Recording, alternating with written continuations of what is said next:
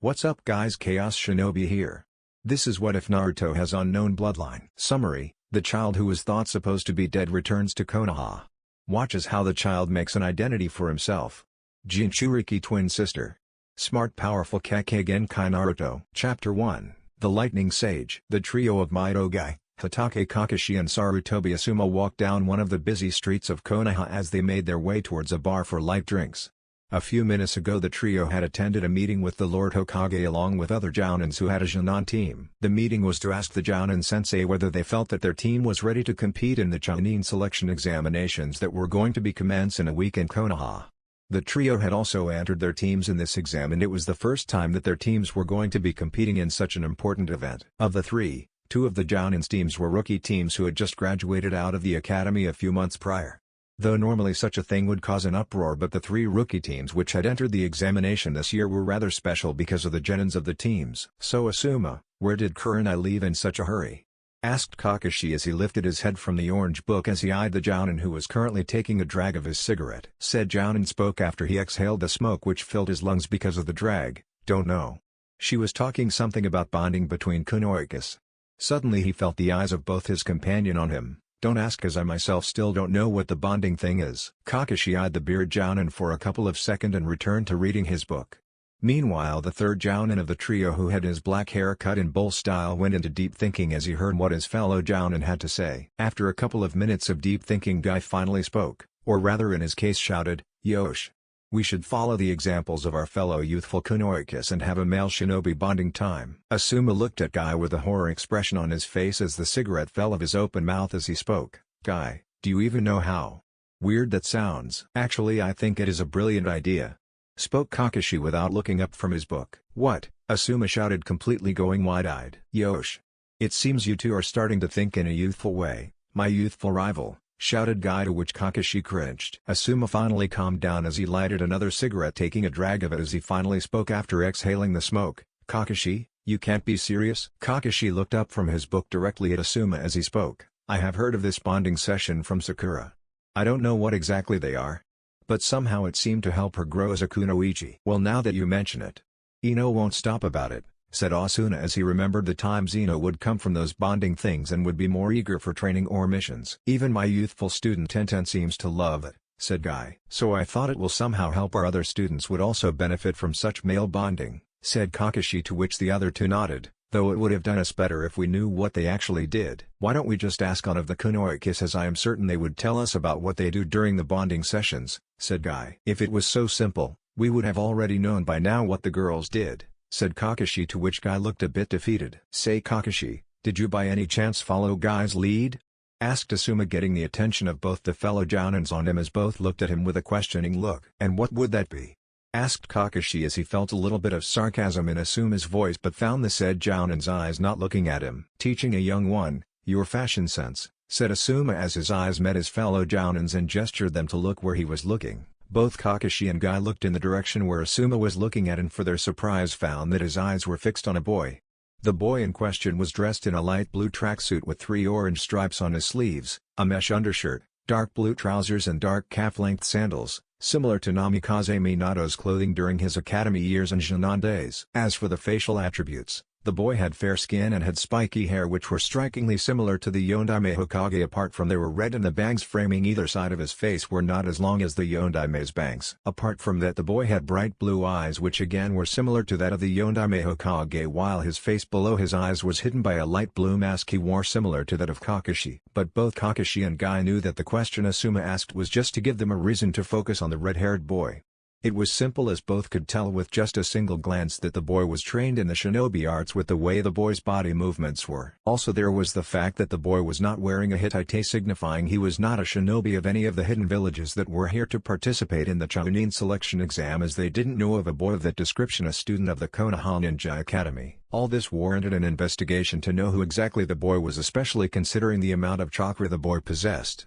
Neither of the three were sensory nins, but that didn't mean that they were incapable of sensing the amount of chakra one possessed, as they were one of the elites of Konoha. So it was quite surprising for the trio to find a boy about the age of their students to possess chakra levels on par with them, as there was only one among that age whose chakra levels was on par, no even greater than their level. But the said student was an exception, as it was considered to be because of her being the Jinchuriki of Kyubi no Yoko. The trio decided that it was better to get to know who the boy was, and the best way was a direct approach. But as they walked towards the boy, they watched him remove a piece of paper from his pocket, which they recognized it to be the tourist map of Konoha. When the boy unfolded it, they watched as the boy's eyes searched the map for something, and when he found what he was searching for, his eyes started to sparkle as they could feel him grinning behind his mask. Somehow they couldn't help but feel that the facial expression of the boy currently resembled that of the resident pervert of Konoha, and they were not thinking of Kakashi. They watched the boy take the right alley which led to one of Konoha's tourist spot, which was rather favored by travelers who visited Konoha. But the Jounin trio could tell that the boy didn't intend to visit the place for reasons a normal tourist would visit the place. "Should we follow him?" asked Guy to his fellow Jounins. "Yes," said Asuma as he took another drag of his cigarette, "but it would be wise to keep some distance from the boy." Kakashi agreed but added his 2 cents as he said, "A rather long and safe distance, I would suggest." The 3 Jounins nodded to each other and vanished in smoke, indicating the use of Sunshine no Jutsu. With the super pervert Jiraiya currently hiding in one of the trees close to one of the most famous bathhouse of Konoha was Jiraiya, member of Konoha's Densetsu no Sannin, legendary 3 ninja, and the Gama Sennin, Toad Sage. Jiraiya was using a small telescope to spy on the Kunoichis, as he had heard that there was going to be some sort of gathering of them at the onsen. He had heard this as he heard a couple of young Kunoichis talk about it, as he had come to the village to meet his godchild before she entered the Chunin selection exams for the first time. Normally, despite his reputation as a super pervert, Jiraiya avoided spying on the bathhouses/onsen here in Konoha, as the place consisted of 3 fearsome women who had some sort super senses to hunt him down as he would be busy in his research. One was his former teammate and just like him a member of the Densetsu no Sannin and famed as Konoha no name Kuji Tsunade Haim, Konoha's slug princess Tsunade, Senju Tsunade, and the other 2 being the wife and daughter of the current Hokage. But today was one of the days when he disregarded his inner voice which screamed him to stay away from the bathhouse, as not only was there a gathering of Kunoichis of various age, but also Tsunade herself was going to be there. Thus, even if Shinigami was to come to Earth to take away his soul, he would fight the death god until he got the view of the wonderful, beautiful and gigantic breasts of Tsunade. This spot and the telescope in his hands were giving him a great view of the onsen. Though Tsunade hadn't yet arrived at the bathhouse, but still there were others like the likes of Yuhi Kurenai, Mitarashi Anko, Uzuki Uegao, Inuzu Katsume and some others which he didn't recognize, which made it worthwhile. Also there were other girls who were around the age of his godchild whom he just glanced once, thinking that they would one day grow into beautiful Kunoichis and nothing more. Suddenly he felt an unknown but a powerful chakra signature close by him. His eyes traveled to the source of the chakra signature to find a red-haired boy around the age of his godchild crouched on the other branch of the tree. The said boy was holding a binocular to his eyes as he watched the same wonderful view which he was watching. Even with the mask hiding the remaining of the boy's facial features, Jiraiya could tell that the boy sported a huge grin on his face. He decided to go confront the fellow pervert and also educate such a young one in the true art of perverts as he jumped next to the boy. "Hello there, young one," said Jiraiya as he placed a hand on the boy's shoulder, startling the boy as the boy turned his head quickly at Jiraiya as he tried to hide the binoculars behind him with a small fearful look. Jiraiya was completely taken back as he stared in the bright blue eyes of the boy, which were so similar to his student and also shined with the same intensity. Now that Jiraiya took a better look at the boy, he couldn't help but notice the startling similarities the boy had with his student. It was not just the eyes, as the blonde wore an almost similar outfit like Minato when he was a Genin, and also his spiky hair was structured in the similar way as Minato, apart from it being bright red, and the he bangs framing either side of his face reached his ears and not his jaws. "Say, old man, you wouldn't be handing me to the girls down there, would you?" Jiraiya heard the boy ask with a small bit of fear in his voice, breaking him out of his thoughts. "No, young one. I am not here to hand you to those beautiful ladies down there, but rather I am here to teach you the art of perverts," said Jiraiya. But before he could say any further or hear the response of the boy, his instincts told him of the arrival of Tsunade in the onsen. He quickly used his telescope to spy on the onsen, and as always his instincts about Tsunade didn't fail him. From his telescope he watched Tsunade enter the bathhouse along with the duo of mother and daughter and her apprentice, covering their bodies with the bath towels. But the moment Tsunade had entered the bathhouse, he lost interest in the girls and the women in the bathhouse, as she was his sole focus. But before he could completely lose his senses viewing the naked beauty of Tsunade, he glanced at the boy next to him and found him to have followed his lead, as he was also spying on the onsen with his binoculars. A smile appeared on Jiraiya's face as he looked at the boy for a second, as the boy would be a perfect apprentice to whom he could pass the true art of perverts, as none of his apprentices till date had turned into a pervert like him, nor even closet perverts. With that thought in mind, Jiraiya returned his focus back on to spy at the onsen, or rather Tsunade to be specific. From his telescope he watched as his former teammate removed the towel and stand there in her complete naked glory, feeling the wind. A small trickle of blood left the nose of Jiraiya as he looked at the girl he loved and still did in her complete glory. He watched as she entered the hot water and couldn't feel but think that the water that touched her body made her look more beautiful. His eyes then traveled to the most noticeable asset, and he was certain that they had grown a few centimeters from the last time he had laid his eyes on them. But before he could bath all of his senses with the sight of the naked Tsunade, he was interrupted by the voice of the boy next to him. "Say, old man, aren't you too old to be doing this?" Jiraiya heard the boy ask. Jiraiya couldn't believe his ears at what the boy had just said, calling him, the great Jiraiya, old. It seemed the boy didn't recognize his greatness as of yet, and it was time to teach the boy his greatness. He jumped from the branch in the clearing down below and gestured the boy to join him down in the clearing. He heard the boy mutter about stupid old men and their stupid ways before the boy unwillingly joined him in the clearing. It was time to teach the boy to respect his seniors, and especially someone as great and awesome as him. "Boy, do you even have a clue who you are calling old?" asked Jiraiya. Jiraiya watched as the boy looked at him from head to toe and then saw his eyes widen, which he concluded that the boy finally realized who he had called old and was going to apologize to him and admit his greatness. "Nope," the boy said, to which Jiraiya face faulted. "Who are you?" Jiraiya couldn't believe his luck as the boy seemed completely clueless to his greatness, and to be worse, the boy was a fellow pervert and still didn't recognize his awesomeness. "Alright, hold on," said Jiraiya as he summoned his most faithful of all summons, or rather the only one who joined him in his awesomeness, Gamma. Jiraiya now stood on top of Gamma, taking the traditional kabuki pose along with Gamma posing with him as he started with his awesome introduction. "Thanks for asking. I am Mount Myaboku, Gamma's Holy Master Sennin, also known as Gamma Sennin, and the member of Konoha's Densetsu no Sannin. I, Jiraiya, am the epitome of manliness. When you are someone like me, you'll only have to flash the sexiness to have women fall at your feet." Jiraiya was certainly liked seeing the shocked look of the boy when he started with his introduction, but inwardly frowned when the boy's shocked face turned into a look of horror. He didn't want to scare the boy, as he intended to take the boy as an apprentice who would follow his legacy, becoming the second coming of the super pervert Jiraiya. He decided to assure the boy that there was nothing to be scared of, but before he could assure the boy, he saw the boy's face morph from the scared look into a bored and what the look. "So tell me, Jiraiya-sama, why are we doing this again?" the boy asked with emphasis on the word again. "What does he mean again?" thought Jiraiya, as by now Gamma had returned back to the village of Toads. But before he could ask the boy what he meant, he heard the snapping of knuckles as his danger senses went on an all-time high. Jiraiya's head turned in a mechanical fashion towards his right, and the sight that he saw drained all the color of his face. Standing in front of him were all the kunoikis who just moments ago occupied the onsen, as their bodies were covered by towels and their face in an expression which said, "You are dead." But that was what not caused his features to pale, as it was the trio who were in front of all the kunoikis. The trio consisted of his former teammate Tsunade, who was currently cracking her knuckles to deliver to him her super punches, the wife of his student whose bright red hair was flowing wildly around, indicating why she was named the Akai Chizio no Habanero, red-hot-blooded habanero, and last but not the least was his godchild, who was shaking her head and muttering of how her Oji-san never learned lessons. "So Jiraiya, I hear that you are the epitome of manliness and women fall at your feet because of your manly charms," said Tsunade in a sweet voice which sent chills down his spine. Now, Tsunade, you know I was just..." Jiraiya tried to put forth his defense but was interrupted by Tsunade. "Shut up, Jiraiya. But do tell me who the boy is?"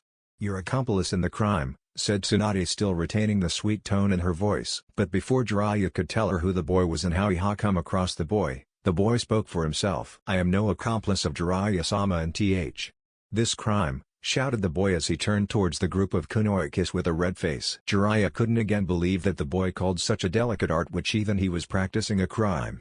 Also, he didn't miss the small gasps that left the mouth of Tsunade and Kushina as he turned towards them to find them staring at the boy with wide eyes. He also noticed that they were not the only ones who looked shocked, as other kunoikis/women who were around the age of Kushina and were friends with her were also staring at the boy with a bit of curiosity. Now that Jiraiya thought about it, the boy just didn't resemble his student, Minato, but also had startling resemblance with his student's wife Kushina. The boy had bright red hair just like her, and also the shapes of their eyes were strikingly similar. If only he could see the remaining face of the boy which he hid behind the mask and somehow find out that the boy had dyed his blonde hair red, then he would say that it was him. But it was not right to again draw conclusions, as Jiraiya knew well enough that he was dead. Though neither he nor Minato, Kushina and Tsunade on subconscious level believed that he was dead, but they had buried his small body and had come in terms with his loss in their lives. He watched as it was both of them somehow calmed themselves before Tsunade spoke again. "So you are not the pervert's accomplice? Then do tell me, what are you doing here?" asked Tsunade in the same sweet voice she spoke till now. "It was because of Jiraiya-sama," said the boy with fear in his tone as he pointed at Jiraiya. Jiraiya's jaws dropped as his eyes narrowed at the boy's statement as he thought, what the?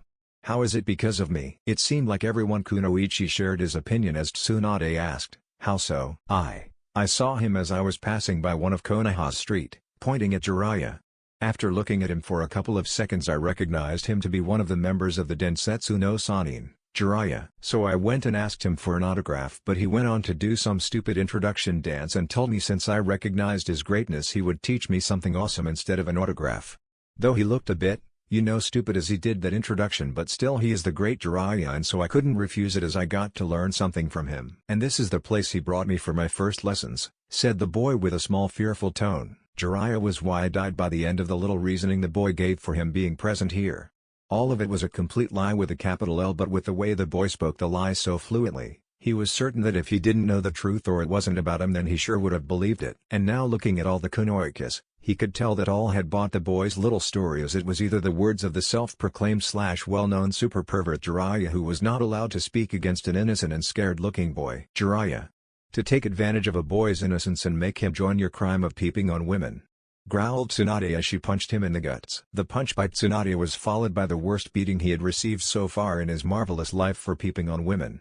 He didn't know how long the beating lasted but was sure that it must have been an hour since they found him and the boy. Only one positive thing happened in the beatdown was that the younger generation Kunoikis stayed out of it out of respect, and it was also right of them to stay out since he was certainly not spying on them. Maybe in a few years when they would grow old enough, as all of them showed signs of being beautiful Kunoikis in the future. With the Jounin trio, the trio of Kakashi, Asuma and Guy watched the beatings that Jiraiya-sama was receiving with pity for the great man and also a small amount of fear watching the fury of women, especially Kunoikis. The trio was currently hiding behind a tree at a safe distance from the scene as to not be labeled perverts. They had arrived at the place following the red-haired boy who had avoided a beating from those Kunoikis in a real smart way as he forced the blame on Jiraiya-sama. "We better leave before someone senses us," said Asuma, to which the other two agreed and used Sunshine to get the hell out of there. Back with the super pervert Jiraiya. "So tell me, boy, what are you doing here in Konoha? As I am certain I have not seen you around in Konoha?" Jiraiya, who was half-conscious, heard Tsunade ask the boy. Jiraiya also wanted to know who the boy was, since the boy had amazingly avoided his share of beatings, albeit he was the one who took the whole blame and beatings. But still to survive, and that too without a single scratch after spying on Kunoikis/women/girls in the onsen and later being caught by the said Kunoikis/women/girls, had earned he boy respect in Jiraiya's eyes. So he was also curious to who the boy was. "Oh. I am a Ronin. I am here to take part in the Chunin selection exams," said the boy, which garnered interests of the Kunoikis, especially the younger generation who was also going to participate in the said exams. "Oh shit. And again I got sidetracked with my main objective," the boy shouted as he palmed his forehead with his right palm, to which all sweat dropped. So finally Jiraiya got some info on the boy, and as he had concluded the boy was certainly a ninja, but he couldn't tell which country he belonged to as he wore no Hittite. But the boy being a wandering ninja piqued his interests in the boy more, since unlike the past at the founding of hidden villages, the number of ninjas not affiliated to a certain village or clan had decreased greatly, and especially nowadays there were hardly any present. "Ah. I should leave. I have to go register myself," the boy shouted as he put his hands in the Hitsuji, ram, seal. "Wait," said Kushina to the boy, to which the boy obliged. Jiraiya was surprised to hear Kushina for the first time in the last hour since they had been found out. Also, she seemed a lot calmer and today after finding him peeping on women. At first he thought it was because she let Tsunade handle the situation, but hearing her ask the boy to wait, he got a clue at her behavior till now. She, just like him and Tsunade, were shocked seeing the boy, but for her it had gone beyond that, as the boy resembled her son. Jiraiya remembered how she had been broken at that night seeing the corpse of her child. She had somehow pulled herself back from depression from sheer willpower for her daughter's well-being, and slowly over the years the old Kushina resurfaced, hiding the pain of losing one of the twins in the depth of her heart. After she had recovered from her depressed state, she was the one who believed the most that her child was still alive somewhere in this world. "At least tell us your name," said Kushina, sounding calm, but Jiraiya could tell, and he knew so could Tsunade and some others, that it was a desperate attempt of a mother to know who the boy in front was. "Ah. I forgot to introduce myself," the boy said as he scratched the back of his head, and even with the mask on everyone could tell that he had a stupid/sheepish grin on his face. "The name's Naruto, T-Bio, said the boy, which froze 3 people in their spot while most didn't seem to care much apart from a few who knew how much that name mattered to those 3. Jiraiya just stared at the boy with wide eyes, as so did Tsunade and Kushina, as to not only the boy had so much similarities to Minato and Kushina, but also the boy seemed to have a personality like that of Kushina. And of all was that the boy's name was Naruto, and also he used a verbal tic similar to Kushina, furthering their doubts. I should take my leave. I don't want to be late in submitting the forms, said the boy, as Jiraiya could detect nervousness in the boy's voice as he saw the 2 women staring at him in a shocked face as the boy used Sunshine no Jutsu to move out of the clearing. Naruto. Jiraiya heard Kushina mutter from his spot as a small tear left her right eye. Jiraiya saw Tsunade walk close to Kushina as she placed a hand on her shoulders and whispered something into her ears, which caused a smile to appear on the face of the mother. Later that evening at the Hokage Tower. Today was one of the busiest days for the Hokage of Konoha, as there was only a week left for the biannual Chunin selection exams, especially because it was their turn to host the exams. Today he had made the news of the exams official to the Jounins of Konoha, who had a Junin team, and had asked them which of them were going to nominate their teams for the exams. Also surprisingly, most of the teams that had decided to participate in the exams had arrived today, of which H was currently holding registration form of 3 specific teams. First was a team from Otogakure no Sato, village hidden in sound, which by Jiraiya's information network was believed to be a village linked to Orochimaru. The second one was a team from Sunagakure no Sato, village hidden in the sand, composed entirely of the 3 children of the Kaze Kage, of which one was Hijin Shuriki of the Ichibi no Shukaku, one-tailed Shukaku. The last was the only team from Iwagakure no Sato, hidden stone village, signifying the peace talks between the 2 countries were heading in a positive direction. Finally setting those 3 folders down, the Hokage looked at the remaining team folders and tried to judge who looked a good and capable team and candidates for the exams. Finally examining each of the folders of the participating teams, his eyes laid upon a folder which was labeled Ronin. This surprised the Hokage a bit, as the last he remembered of a team of Ronin participating in a Chunin selection exam was when he had just received the rank of a Chunin and was asked to look on the preparations of the exams. As he remembered, the team didn't do much good and was forced to forfeit in the team survival trial because of the death of one of their teammate. Putting that incident at the back of his mind, he focused back on the folder which was in his hand, which he felt was very thin compared to all the other folders. He opened the folder to find a recommendation letter from the Wasabi family of Chanokuni, land of tea. He had heard from one of the information sources that a Ronin who was traveling by the country had helped the Wasabi family to gain ownership of the Digarashi port. The Ronin had helped the Wasabi family's runner in the Todoroki shrine race against that of the runner of Wagarashi family, who had used help of some nuke nins to win the race. And it seemed the Ronin who was participating was the same Ronin who helped the Wasabi family, as the letter spoke highly of him. He then checked the registration form of the team and was surprised, as the form only had detailed of 1 Ronin. In case of Ronin, they were allowed to participate in a team of 3 or 2 and even alone, as sometimes Ronin worked alone. But there was something else that had surprised the leader of the village, which was considered strongest of the 5 great hidden villages, was the info of the boy. Looking at the photo of the boy, at one glance he could tell the resemblance the boy shared with him and his wife. The boy had his eye color, but the shape of his eyes resembled that of his wife, while it was the opposite with his hair. The remaining part of his face was covered with a light blue mask, and even then he could tell the boy was grinning behind it as he showed the victory sign. Also, the surprising part was that the boy's name was Naruto and he was the same age as his daughter. Namikaze Minato lay back on his chair as a huge sigh was released from his mouth. The boy resembled his deceased son greatly, as he thought his boy would look similar to the boy in the picture, with only difference would be he would have blonde hair. I just hope Kushina doesn't meet the boy, said Minato to no one in particular. The trauma his wife had gone after the death of their child, and the only reason she was able to be back like the old times because she had him and their daughter to look after. But even now he knew she had not forgotten about him, as she sometimes cried in his arms remembering about him. It had been 2 days since Naruto entered Konoha, and in the past 2 days all his image of a hidden village had been shattered to pieces. Konoha was not like the other 2 hidden villages he had visited.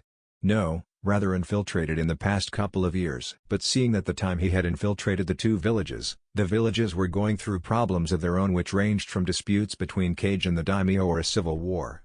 Still, he had envisioned a hidden village to be. How was he to say it? Well, hidden. And with ninjas moving from rooftop to rooftops around the village, patrolling the village 24/7. Konoha was certainly not anything like that. If it wasn't for their ninja attire and the way they carried themselves, Naruto was certain that he wouldn't be able to differentiate between the civilians and ninjas. He had learned of a few things of Konoha while he wandered around the elemental nations, and even more from the old man, but to see it with his own eyes was something else. If it wasn't for the barriers, seals and the ninjas patrolling the walls of the village, He would never dream of calling Konoha a hidden village. But all things aside, it was certainly refreshing to finally visit the village. Currently he was heading to a place which had come to be his most favorite place of all the places he had come across so far in all his wanderings. He had come across the place after he had submitted his registration form for the Chunin selection exams, or rather he was drawn to the place by the sweet aroma of the god's food emitted from a nearby restaurant. And as always his nose didn't disappoint him, as the place served the best tasting god's food he had eaten so far through his journey. Also to add to the god's food was the beautiful, curvaceous and brown-haired eyes waitress that served the god's food, adding a charm to the place. Naruto was so much immersed in the thoughts of the god's food and the charming waitress that worked at the restaurant that he was completely oblivious to the world around him. He was so oblivious to his surroundings that he completely missed the brown-haired, long blue scarf-wearing 8 to 9 years old brat running directly towards his direction from his left. He only noticed the boy when finally the boy, who also seemed oblivious to the path in front of him as the boy dashed past him, missing him by a few inches only to crash into someone else. Ouch, that hurts. A few minutes earlier, Uzumaki Namikaze Ran was currently making her way to meet her best friend/sister, only not in blood, Hyuga Hinata. Just moments ago Kakashi-sensei had handed the team the application forms to enter the Chunin selection exams that were going to be held in Konoha in the next 5 days. Being the daughter of the Yondaime, she already knew that it was almost unheard of a rookie genin team who has just passed out of the academy to enter the exams. But her team was not an ordinary team.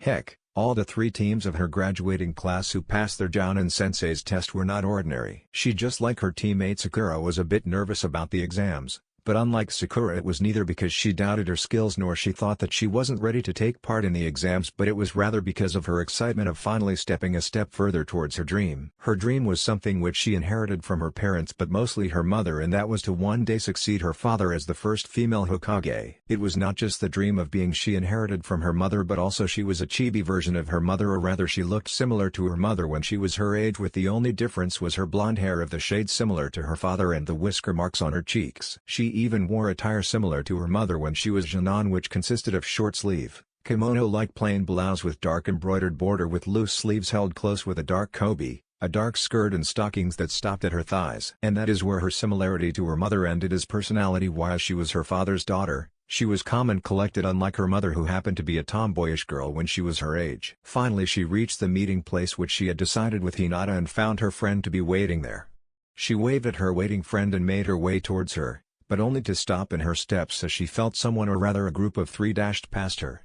One glance at those 3 and she easily recognized them as Konohamaru, Moegi, and Uton. She didn't know what those 3 were running from so desperately, but she knew one thing, and that being the trio, or at least Konohamaru, was going to crash into the red-hair guy whom she recalled to be Naruto from the onsen incident 2 days back.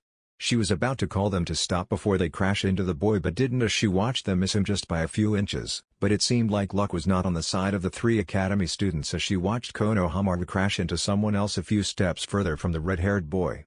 But she had to quickly rush to the boy's aid as she watched the person he crash into lift him by his scarf up to his face level. Back to the present time with Naruto. Naruto had seen that the 3 who dashed past him were kids around the age of 8 to 9, and also the trio seemed to be in some kind of hurry. Either they were late for something or running from someone/thing. Though the brats were lucky enough to not crash into him, but at the same time weren't lucky enough to avoid another passerby. Before he could turn his head in the direction where the brats crashed into someone, he turned his head to his left as he heard a girl shout someone's name, Konohamaru-kun. Naruto watched as 2 cute girls around his age, one with long blonde hair while the other with short, hime-cut, dark blue hair, dash past him. He clearly remembered the 2 from the onsen incident 2 days back, but he quickly cut their images of his mind for the time being as he decided to figure what was going on, seeing the angry look on the blonde's face. He turned his head in the direction which the girls ran at, or rather the place where the brats crashed into some passerby. But the person of the brat crashed into and was now holding by his scarf was Kankuro, and by his side stood his elder sister Temari, which caused a mischievous grin to spread across Naruto's face. Normal point of view. "That hurt, you little piece of shit," said Kankuro, hoisting the boy who crashed into him by his scarf. "Don't, we'll get yelled at later," Temari warned Kankuro as she watched her brother bullying a kid. "Konohamaru-kun." Both the siblings heard someone shout. They turned in the direction of the voice to find 2 girls rush towards them, with the blonde girl looking a bit angry. Both the siblings could make out that the 2 were probably genins of Konoha. But Temari was able to recognize something which her stupid brother to notice, was that one of the girls matched the description of the daughter of the Yondaime Hokage. "Unhan Konohamaru-kun, Sunanin," said Ran as she stood few feet away from the Sunanin in a calm tone with a small tone of anger in her voice. Ran-chan. Hinata-chan. Called the two other kids. Tamari's eyes widened as she heard the name the other two kids shouted as she thought Ran. So I was right. She is the daughter of the Yondaime Hokage. I hope you don't do anything. What if I don't? Asked Kankuro in an arrogant voice. Kankuro don't? That's... Tamari tried to say something to Kankuro but was interrupted by her brother. Don't worry sis, I have everything under control, said Kankuro to Tamari. Kankuro watched as the blonde Konoha Kunoichi was now holding a kunai in her right hand while the dark blue-haired Kunoichi took a defensive taijutsu stance. But the two were no longer alone as they were joined by another blonde and a pink-haired girl. What's going on here, Ran? Ino asked her fellow blonde Kunoichi. Instead of answering Ino's question, Ran tightened the grip on the kunai as she glared at the Katsutsuna as she spoke in a threatening voice, unhand him. To threaten me? You got some guts, girl, said Kankuro with a mad grin on his face. What's with that guy? Thought Sakura as she started to sweat seeing the grin on the Sunanin's face. But before things could escalate any further between the two parties, something struck the right hand of Kankuro making him drop Konohamaru, who unceremoniously fell on his butt. The thing that forced Kankuro to remove his hold on the brat was a stone as the said brat rushed towards his friends and ran. What are you bastards doing in our village? Everyone heard someone say and looked at the source of the voice to find Uchiha Sasuke sitting on a branch of a nearby tree juggling some rocks. Sasuke-kun! Cried/chirped/screeched Sakura and Ino together seeing their knight in shining armor present at the scene. Shove!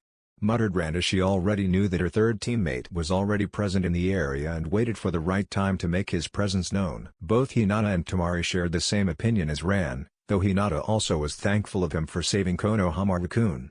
As of Kankuro, the boy was currently glaring at the Uchiha as he held onto his right hand which was struck by the stone. Get lost, Sasuke said as he glared back at the boy who was glaring at him. Kya! So cool. Get him Sasuke-kun! Chirped/screeched Sakura and Ino with eyes for their eyes while the Kunoikas present there shook their head in disgust at the two fangirl Kunoikas. Hey punk, get down here! Called out Kankuro directly facing the Uchiha.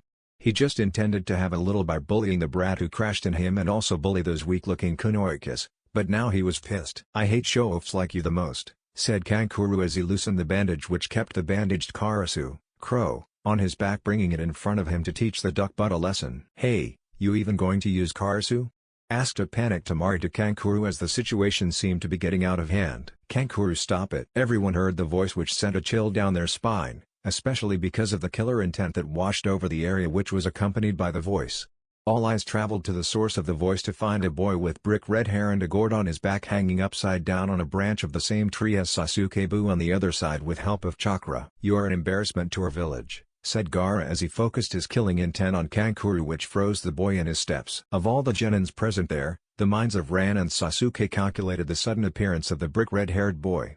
Both had come to one conclusion and that was the boy was someone to be watched during the exams as the boy showed Kakashi's level sneakiness. Gaara took no notice of the stares and fear he had generated in the people in the clearing as he focused on Kankuro as he spoke. Losing yourself in a fight, how pathetic.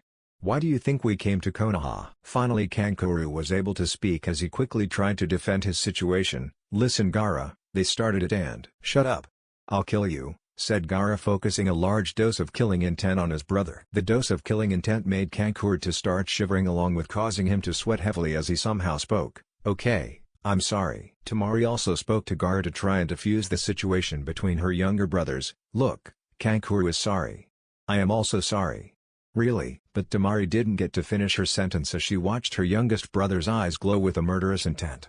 It was not only her that saw that look, but only she and Kankuro truly understood that look which said that the Shukaku wanted blood. Both the siblings were frozen in their places. They watched the cork on the gourd to disintegrate into sand and sand shoot out of the gourd in their direction. Ran watched with wide eyes as she watched the sand approach the two Sunanins at a very high speed. She could tell that the boy who was named Gaara had every intention of killing the other two if the look in his eyes was anything to go by. She quickly started forming hand seals for one of the defensive jutsus she had knowledge of to interrupt the sand before it killed the two Sunanins. She had no obligation to defend the two Sunanins, but it was her conscience that had forced her to defend them because those three Sunanins were siblings.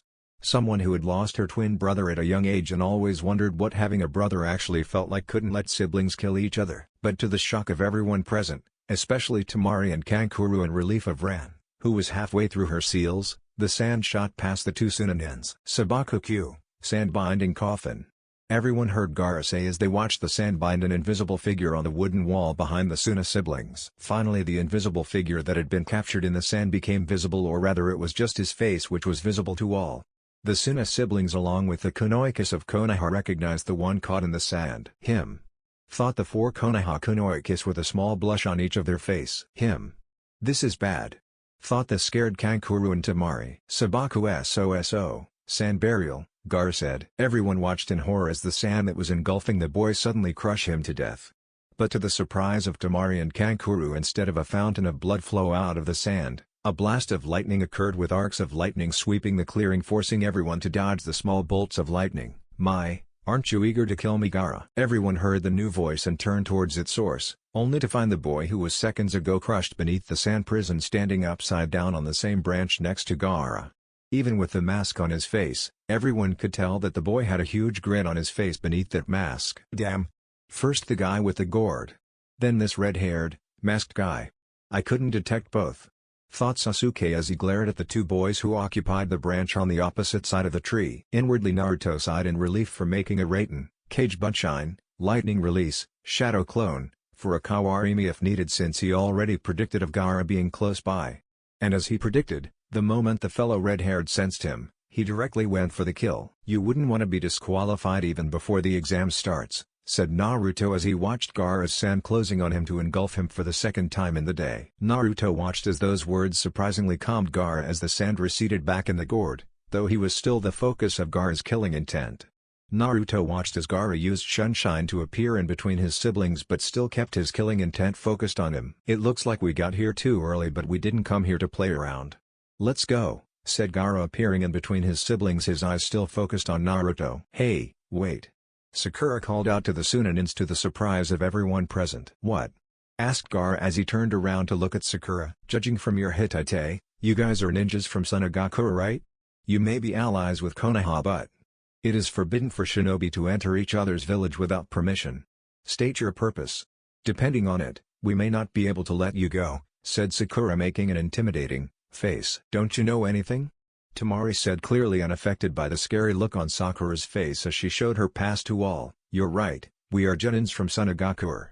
We have come to your village to take the Chunin selection exams. But before anyone could say anything further, Gaara spoke as he turned towards Naruto. Are you entering the exams too? Yes, I am, answered Naruto with a smile beneath his mask. Good.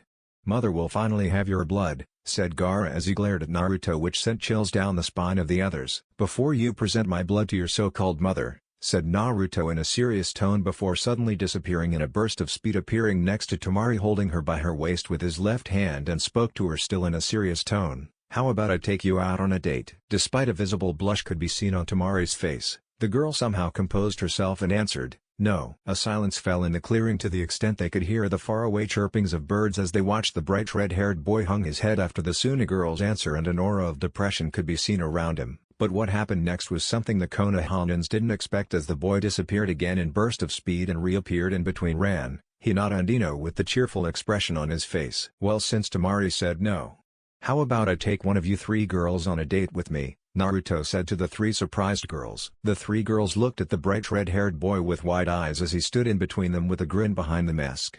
Ran could only stare at the boy in utter disbelief. She had not sensed him move in between them, and above all the boy was flirting with them. Hinata's face turned beet red as the boy asked one of them on a date, because she finally remembered the boy from 2 days back at the onsen.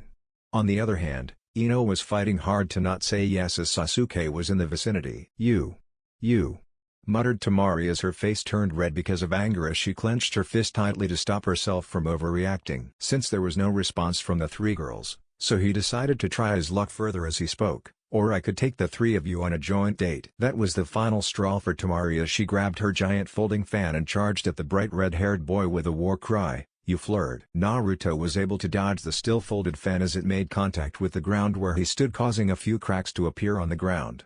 His eyes went wide as he watched Tamari unfold her fan in its full glory, ready to strike him with one of her deadly wind jutsus. I better take my leave, said Naruto as he performed a half Tsuji, Ram, hand seal with his right hand and disappeared in burst of speed.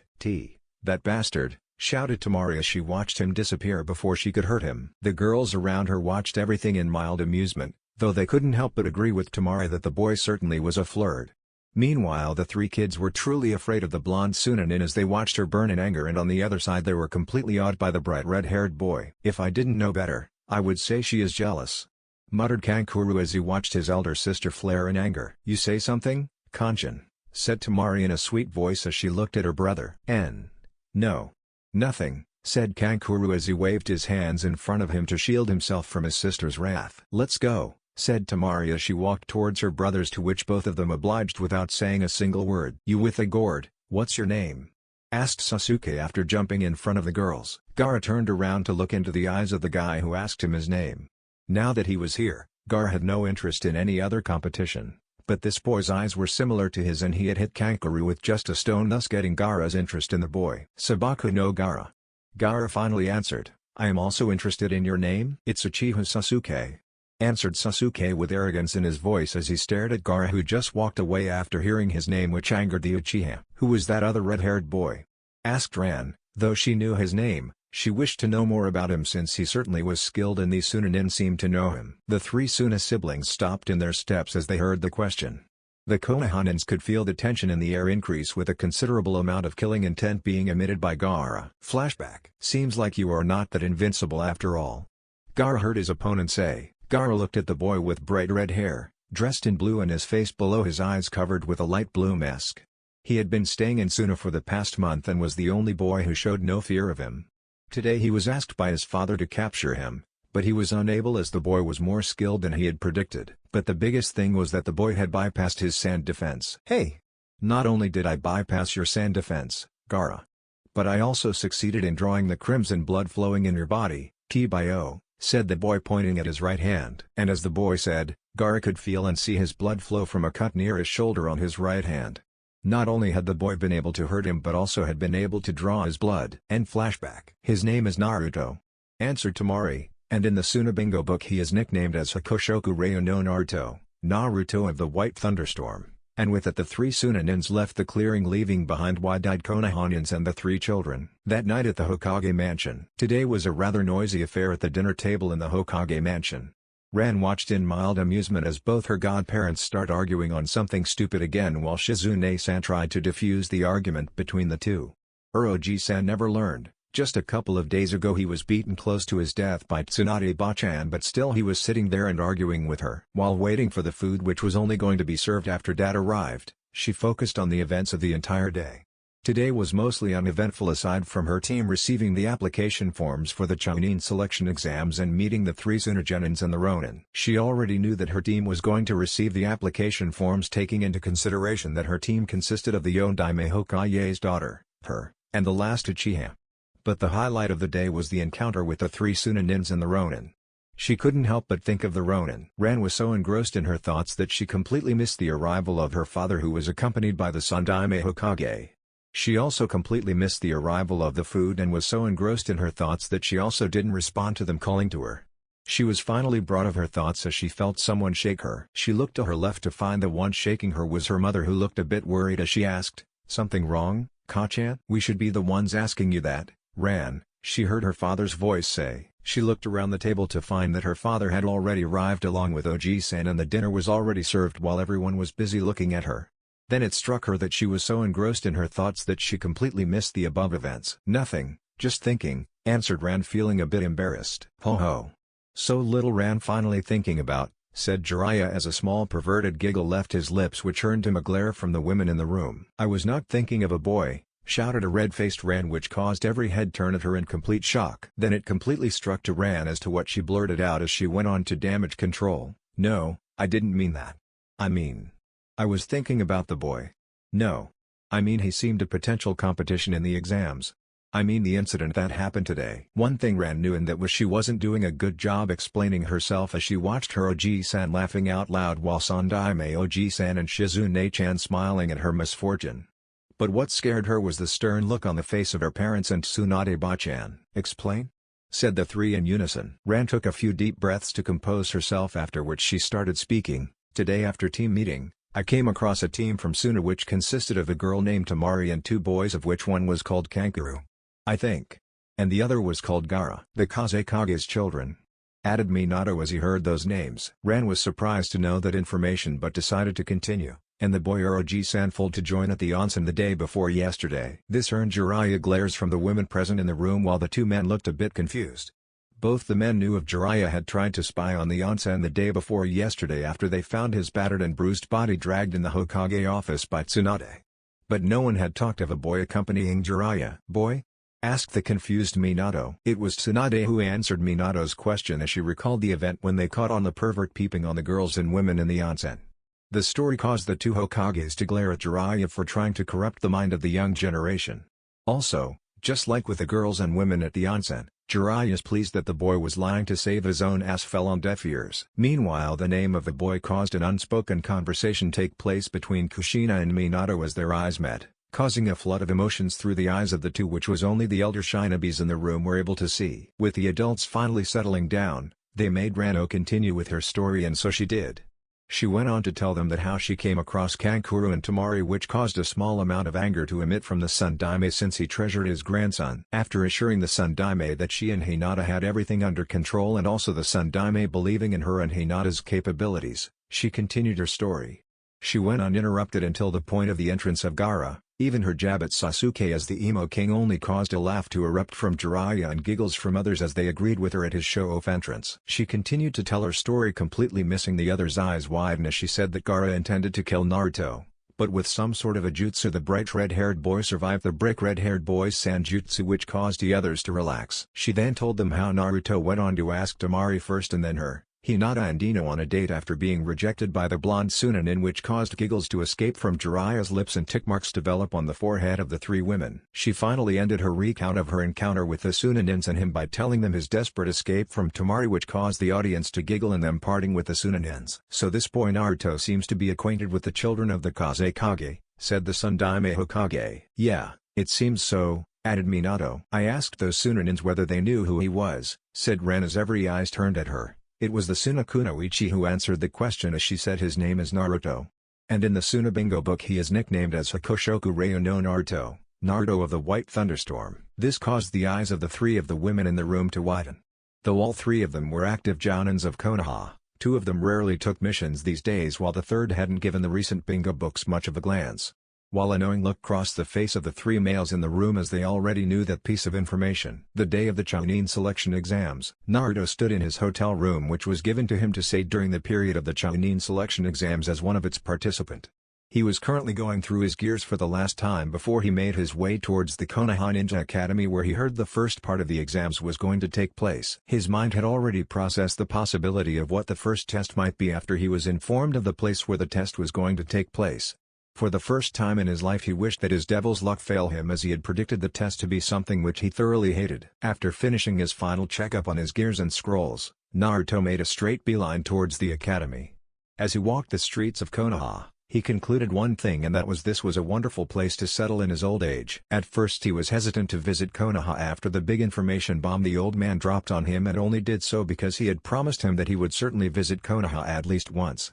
He had avoided Konoha for more than 2 years after he promised, and only decided to finally visit Konoha this time was because of some disturbing news had reached his ears. All that things aside, Konoha had the best ramen restaurant throughout the elemental nations, with a beautiful and curvaceous waitress serving ramen. He had seen that he visited the stand every day in past 7 days and could be said that he was on a strict ramen diet. Also, Konoha had a lot of beautiful, hot, sexy women / kunoikas, which was a super plus factor for Konoha, and most of all some really eye-catching girls around his age. Finally he reached the academy and wasn't surprised to see the mass number of genins in the grounds of the academy doing some light workout. He didn't give them much glance as he made his way directly to the room 301 assigned for the first test. As he walked up the stairs he came across teams from various countries which he had come across the last week. Finally he reached the second floor to find a huge crowd of genins gathered around the room labeled 301. Due to his logic of him climbing only the second floor and his ability with genjutsu, it was easy for him to predict that there was an area-wide genjutsu spread on the floor in the room. He intended to just walk past the gathered crowd to the real room 301, and he certainly would have left if his duty didn't call him. Naruto flickered from his position to appear directly behind a falling girl whose long brown hair were worn in Chinese-style buns on either side of her head and halted the girl from falling on the ground. His sudden burst of speed didn't go unnoticed by a few of the shinobis present, which also included the girl's teammate. You know it isn't wise to block a girl's path. Especially someone with skills, Naruto said the second part in a low voice which only the girl in his arms could hear. A blush appeared on Tenten's face as she looked back at her unwanted savior, only for her brown eyes to meet with her unwanted savior's bright blue eyes. But the blush increased the moment her unwanted savior defended her against those disguised genins and was even able to catch on her act. "What did you say?" asked the spiky-haired genin blocking the door.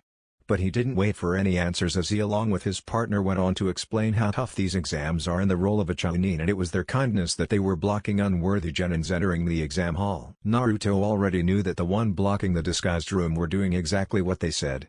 Those were probably disguised chunin proctors trying to decrease the number of genin participant entering the exams. He was about to make his way towards the room 301 but was interrupted as he heard someone opening his big mouth about the genjutsu on the floor in the room. He turned around to find it was the boy who he had seen when he had met Gaara 5 days back. Even one glance at him that day had made him believe that the boy was an arrogant bastard. But seriously, if the boy was doing this to boast his ego, then he certainly was going to kick the boy's ass really hard for the increased competition. But his anger towards the duck butt was cooled a bit when he saw the blonde girl on his team join him in his arrogant speech, which surprised him since he didn't peg that girl as arrogant. But their next words caused a smile to appear on his face as he saw the two did the act to boost the confidence of their pink-haired teammate. As the genjutsu on the floor in the room dissolved, Naruto watched in mild fascination at the spike-haired disguised genin and the duck butt moved forward to attack each other by clashing their kick. He was a bit surprised when he found the bun-haired girl's teammate who wore a green jumpsuit slide between the two and intercepted their kicks and caught them with his bare fist. The surprise was not because of the bushy-brow boy's speed or his strength, but was because he thought that the team had decided to act to make the others think they were underdogs or something like that. His thoughts were confirmed when he heard the third member of the team talk with bushy brows. "This is certainly interesting," Naruto said as he watched bushy brows go and ask the pinky to be his girlfriend in a unique way in a 1,000-watt smile. Naruto's words drew the attention of the nearby ninjas and especially those of Team 7 excluding Sakura. Naruto, oblivious to the stares he was receiving, watched as the poor bushy brows being rejected just for his looks. Naruto watched as the bun-haired girl's third teammate asked the duck butt his name, which resulted in an arrogant talk between the two, which made Naruto conclude that both were stuck-up bastards. Even through this little incident he didn't miss the glare which the long-haired arrogant bastard was giving the blonde, who just responded with a smile. "And who might you be?" asked the long-haired arrogant bastard, looking towards Naruto. "Who? Me?"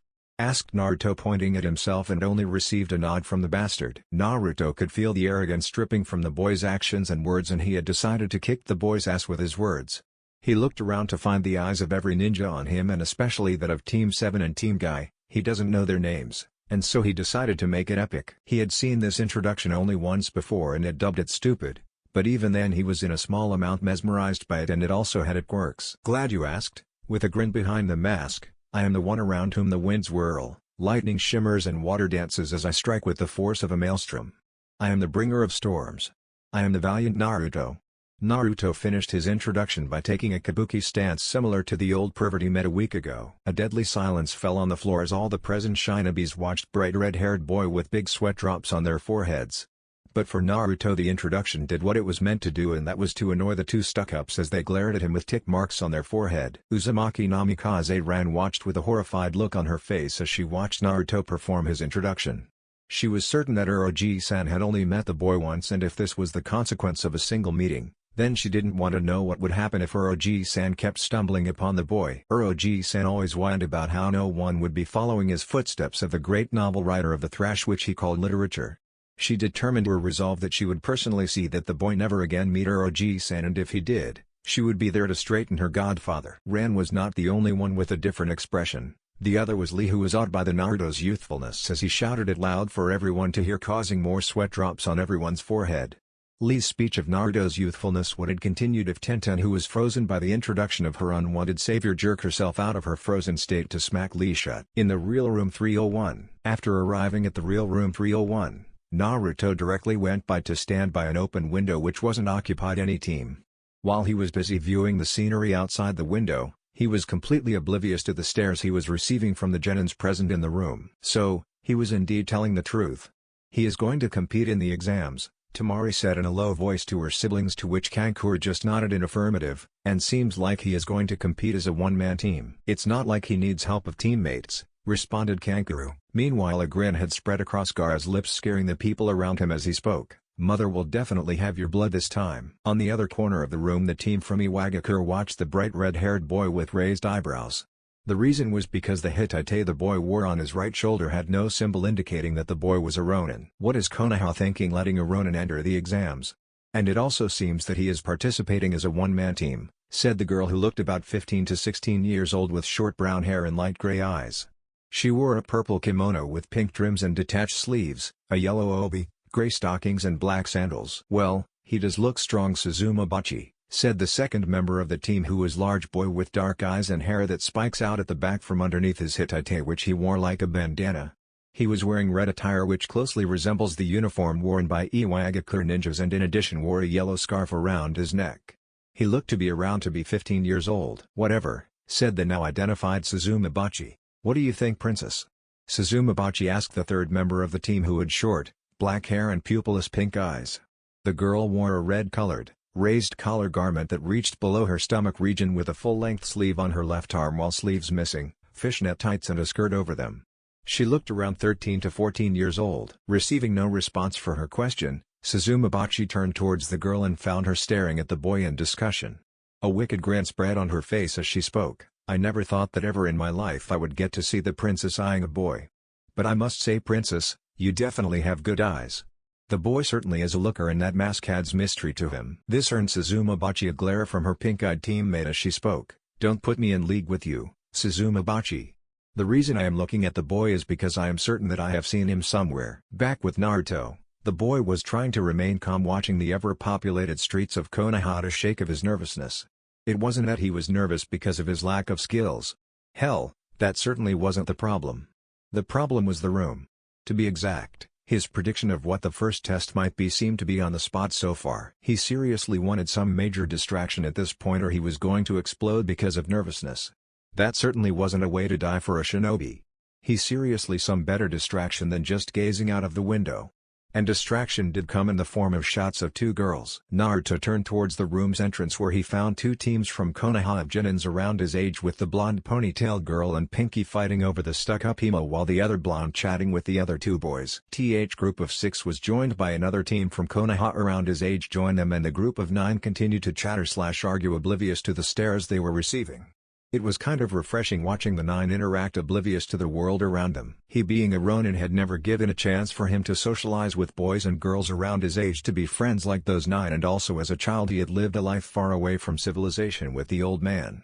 But his eyes suddenly narrowed as H watched a gray-haired, spectacle-wearing Konohanin around 20 approach the 9, making them recognize the place they currently were. His experience of about 3 to 4 years of a shinobi, Naruto had learned to somewhat gauge a ninja's capabilities, and that gray-haired Konoha-nin was certainly way stronger than H was letting off with his behavior. He couldn't exactly tell his skill level, but was certain that the boy didn't belong on this stage, and his suspicion was further increased as he heard the teen show the 9 his nin info cards. His suspicion solidified when he heard him say that he had information of every individual's participating in the exams. With the rookie 9 and Kabuto, a smirk appeared on Sasuke's face as this Kabuto guy affirmed of having information on individual ninjas participating in the exams, as he said, Gaara of Sunagakuer, Rock Lee from Konoha. He wondered for a second whether he really wanted info on the third, but remembering his skills from that day he was forced to say, and Naruto a Ronin. The rookie 9 looked with anticipation at Kabuto for the info of the people that Sasuke called out, especially the Kunoikis for the info on the last ninja. Oh, you know their names, should be easy then, said Kabuto as he swept his hand over his deck of nin info cards, drawing out 3 cards from it. Show me, said Sasuke as excitement could be felt in his voice. Okay, first is Rock Lee, said Kabuto, bringing forth Lee's card, and went on to tell the 9 rookies info on the green spandex wearing boy. The information consisted from the boy's mission history, his skills and his team. Next is Sabaku no Gaara, said Kabuto, bringing forth Gaara's card and then telling the rookies info on the gourd-carrying boy. Just like with Lee, Kabuto told the rookies information on Gaara's mission history and team, but not of his skills, as he said that was because of him being from a foreign nation. Also, it seems he returned from all his missions without even a scratch, said Kabuto, shocking/scaring the rookies and the Genins who were also listening on the conversation. There is only one known incident when Gaara was wounded, and that is supposedly marked as classified by the Kazekage. This surprised the rookies even further, but amidst them a couple started to put the dots together. Meanwhile the Suna Genins who were close by listening to the information slightly turned their heads toward the Ronin who was participating in the exams the moment the information was brought forth. "Finally, Naruto," said Kabuto, drawing the attention of the girls and Sasuke while the other boys looked a bit confused. "Amazing," said Kabuto with awe in his voice, which caused all the rookies' eyebrows to rise. Kabuto was silent for a couple of seconds, after which he finally decided to speak. "There is no info of the boy's origin, nor is he affiliated to any known shinobi village. This surprised a few. He is going to compete in the exam as a one-man team. But what is the most interesting info on the boy are his bingo book listings." This caused the eyes of the rookies along with the eavesdropping Genin's eyes to widen. "He is nicknamed as Hakoshoku Ryu no Naruto in the Suna bingo book and considered a WH." The rookies and Kabuto watched as the Nin info card, which contained the info of Naruto, was removed out of his hands and found the card to be pinned on the wall behind him by a senbon. It surprised the rookies as none of them had sensed the senbon, but they were further surprised and also shocked as they watched a ceiling array appear with the card as the center with the kanji for fire appear on the card. And a second later the card caught flames, burning down to dust, which was blown away by the wind. "Information is the greatest weapon in the world of shinobis." The rookies and Kabuto heard someone say and turned towards the source to find Naruto walk towards them with a small smile behind his mask as he twirled a senbon in the fingers of his left hand. "Don't you agree with me, Kabuto-san?" asked Naruto, completely ignoring the shock of the rookies and the glare of Sasuke. Kabuto answered after a silence of couple of seconds as he stood up, "Indeed." Facing the rookies, Konoha, Suna, Taki, Ame, Kuza, Otto, Iwa. Many outstanding genins from the various hidden villages are here to take the exams. Well, Otogaka is a small village created last year, so not much is known about them, but the rest of the hidden villages are filled with talented youngsters. "So basically, all the people here are," said a nervous Sakura as she glanced at the bright blonde-haired boy. Makes you lose your confidence." "This certainly won't be easy," said Hinata as she glanced at the entire room with nervousness. "Nothing is easy," said Naruto, catching the attention of all present genins.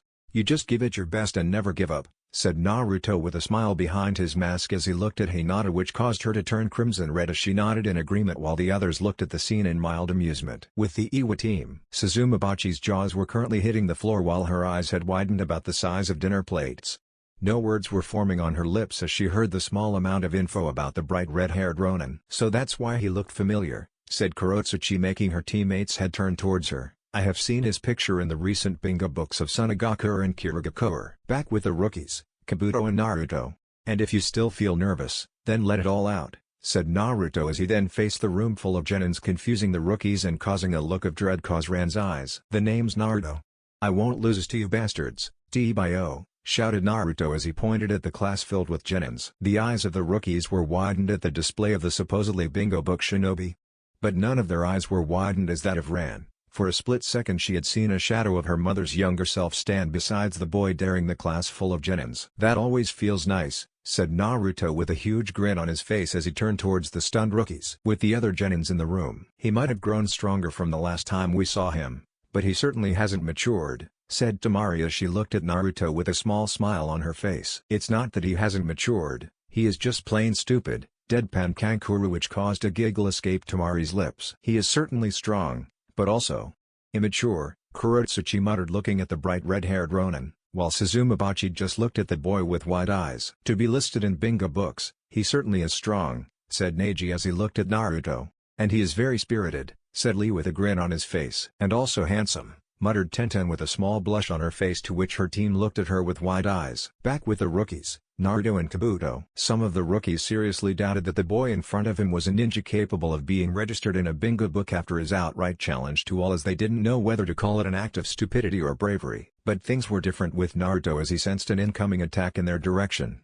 It was not just him who sensed the incoming attack, as so did Kabuto. Both of them turned around to find Otto Nin with spiky, dark hair jump in air, using one of the benches as a leverage and hurl a couple of kunais at them, which the two easily dodged. Naruto watched as a second Otto Nin appeared in front of Kabuto, whose face was covered completely in gauze, only leaving his left eye uncovered and with a strange device on his left arm. It seemed to Naruto that the focus of attack of the Otto team was Kabuto.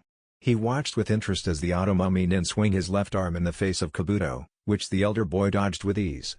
While all looked amazed at the reaction time of Kabuto for dodging the attack, Naruto felt disturbance in the air between Kabuto and the Automami nin, which made him narrow his eyes. And as he wondered the reason for the disturbance of air between the two ninjas, his eyes widened as he watched the glass of Kabuto's glasses crack and fall. The rookies were surprised seeing the glass on the glasses of the Elder Genin, as they wondered how had that happened even after he Elder Genin dodge.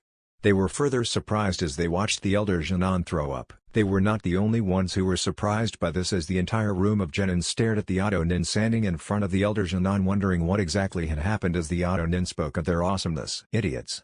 muttered Naruto as he looked at the Auto Nins as they speaking of their awesomeness to Kabuto.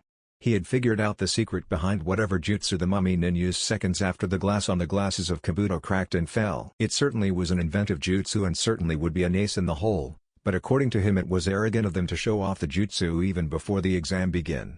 Speaking of the exams, a large booming sound was heard throughout the room. "Quiet down, you worthless bastards!" Naruto watched with a large boom and huge amount of smoke. A huge number of Konoha shinobis appeared in the front side of the classroom.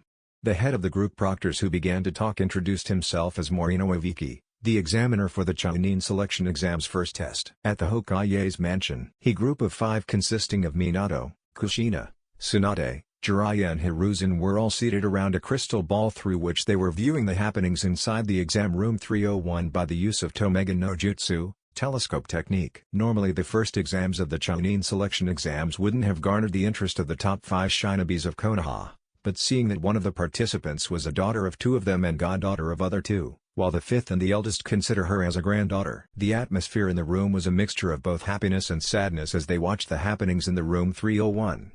They had watched all the events that unfolded in a span of few minutes from the moment Ran and her team entered the room until Aviki entered the room. The reason for the contrast of atmosphere in the room was the Ronin Naruto. The similarities between the boy and Kushina were hard to ignore any longer.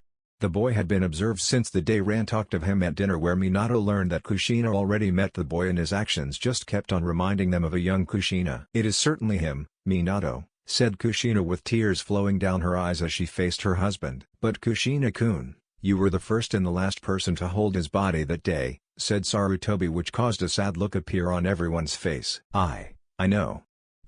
But it's just, every time I see him, I want to hold him like I hold Ran close to me," said Kushina in between her sobs as Minato held her closer to him. "I understand, Kushina-kun. The similarities between you two can't be denied," said Sarutobi as he gazed in his crystal ball with a smile on his face. "Yep.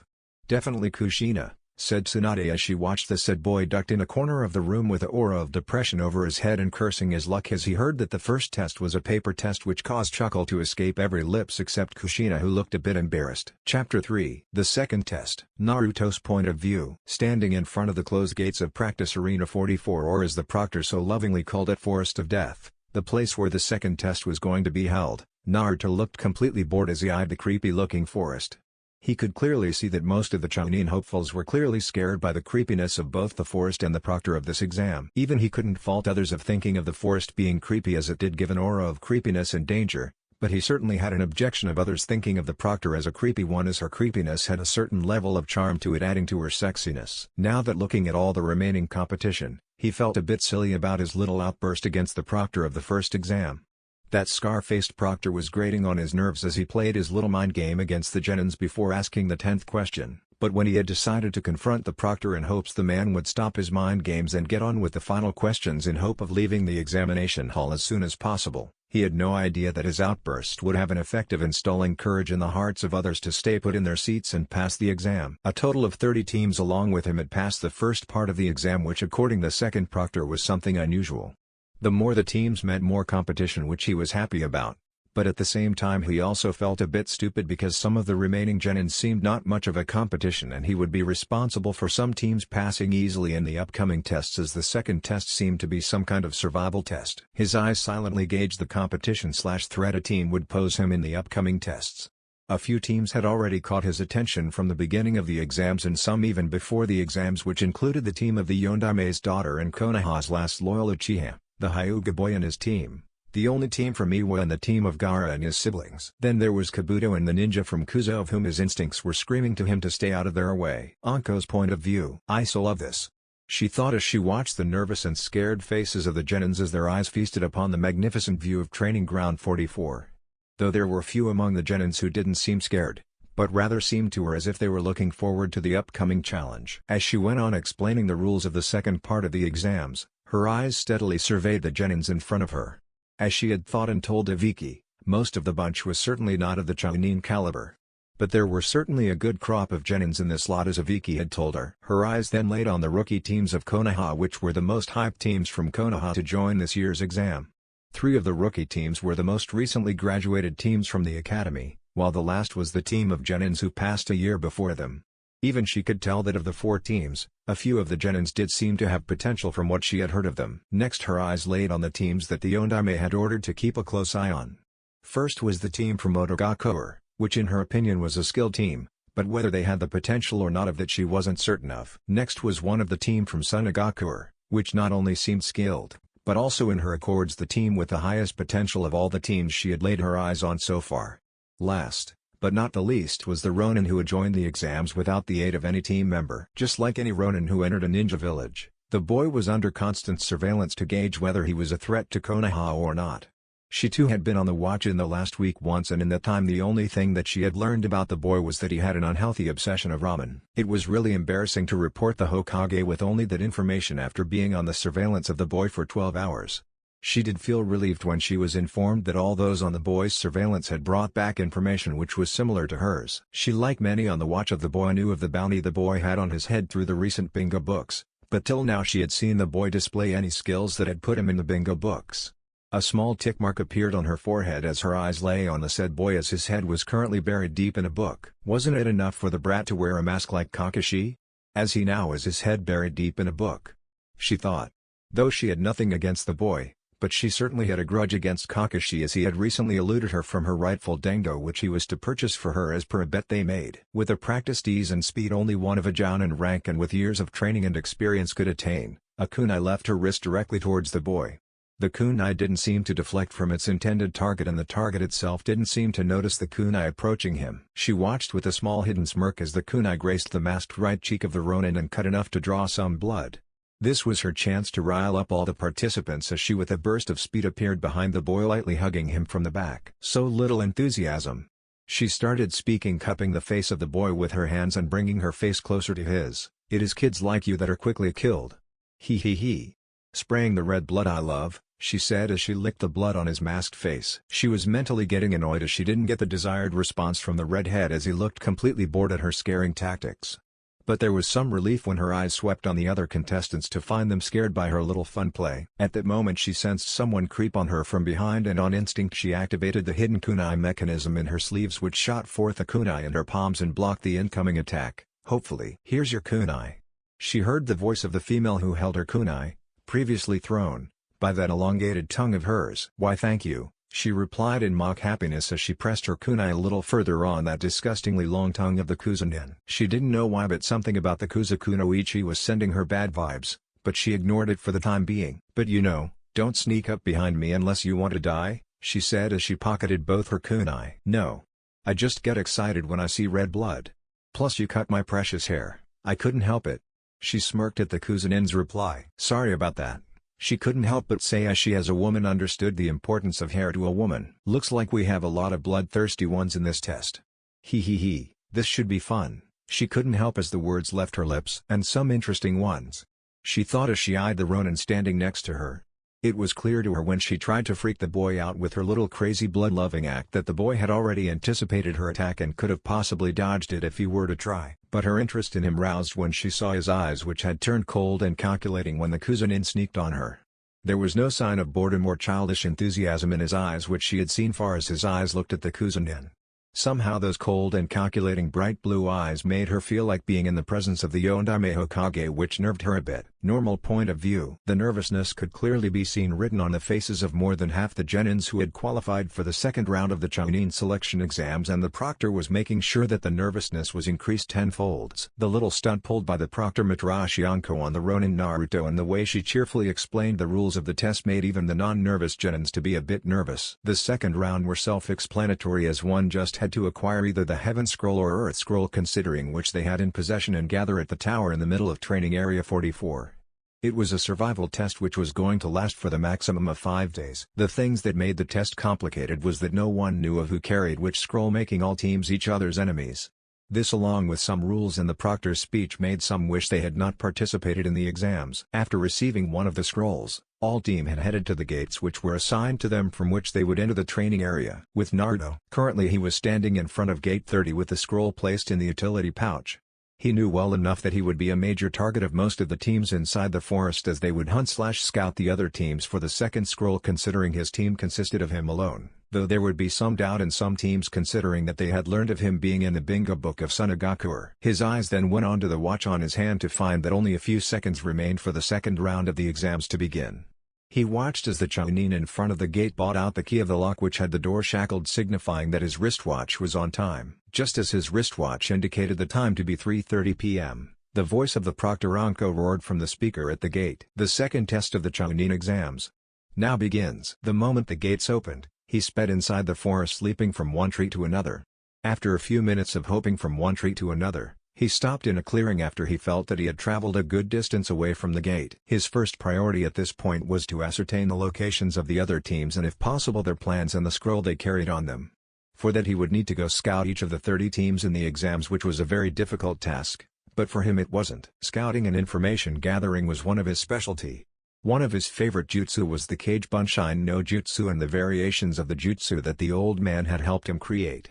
Of the variations, his Futon Kage Bunshin no Jutsu, Wind Release, Shadow Clone, was the most perfect jutsu for scouting and information gathering purposes.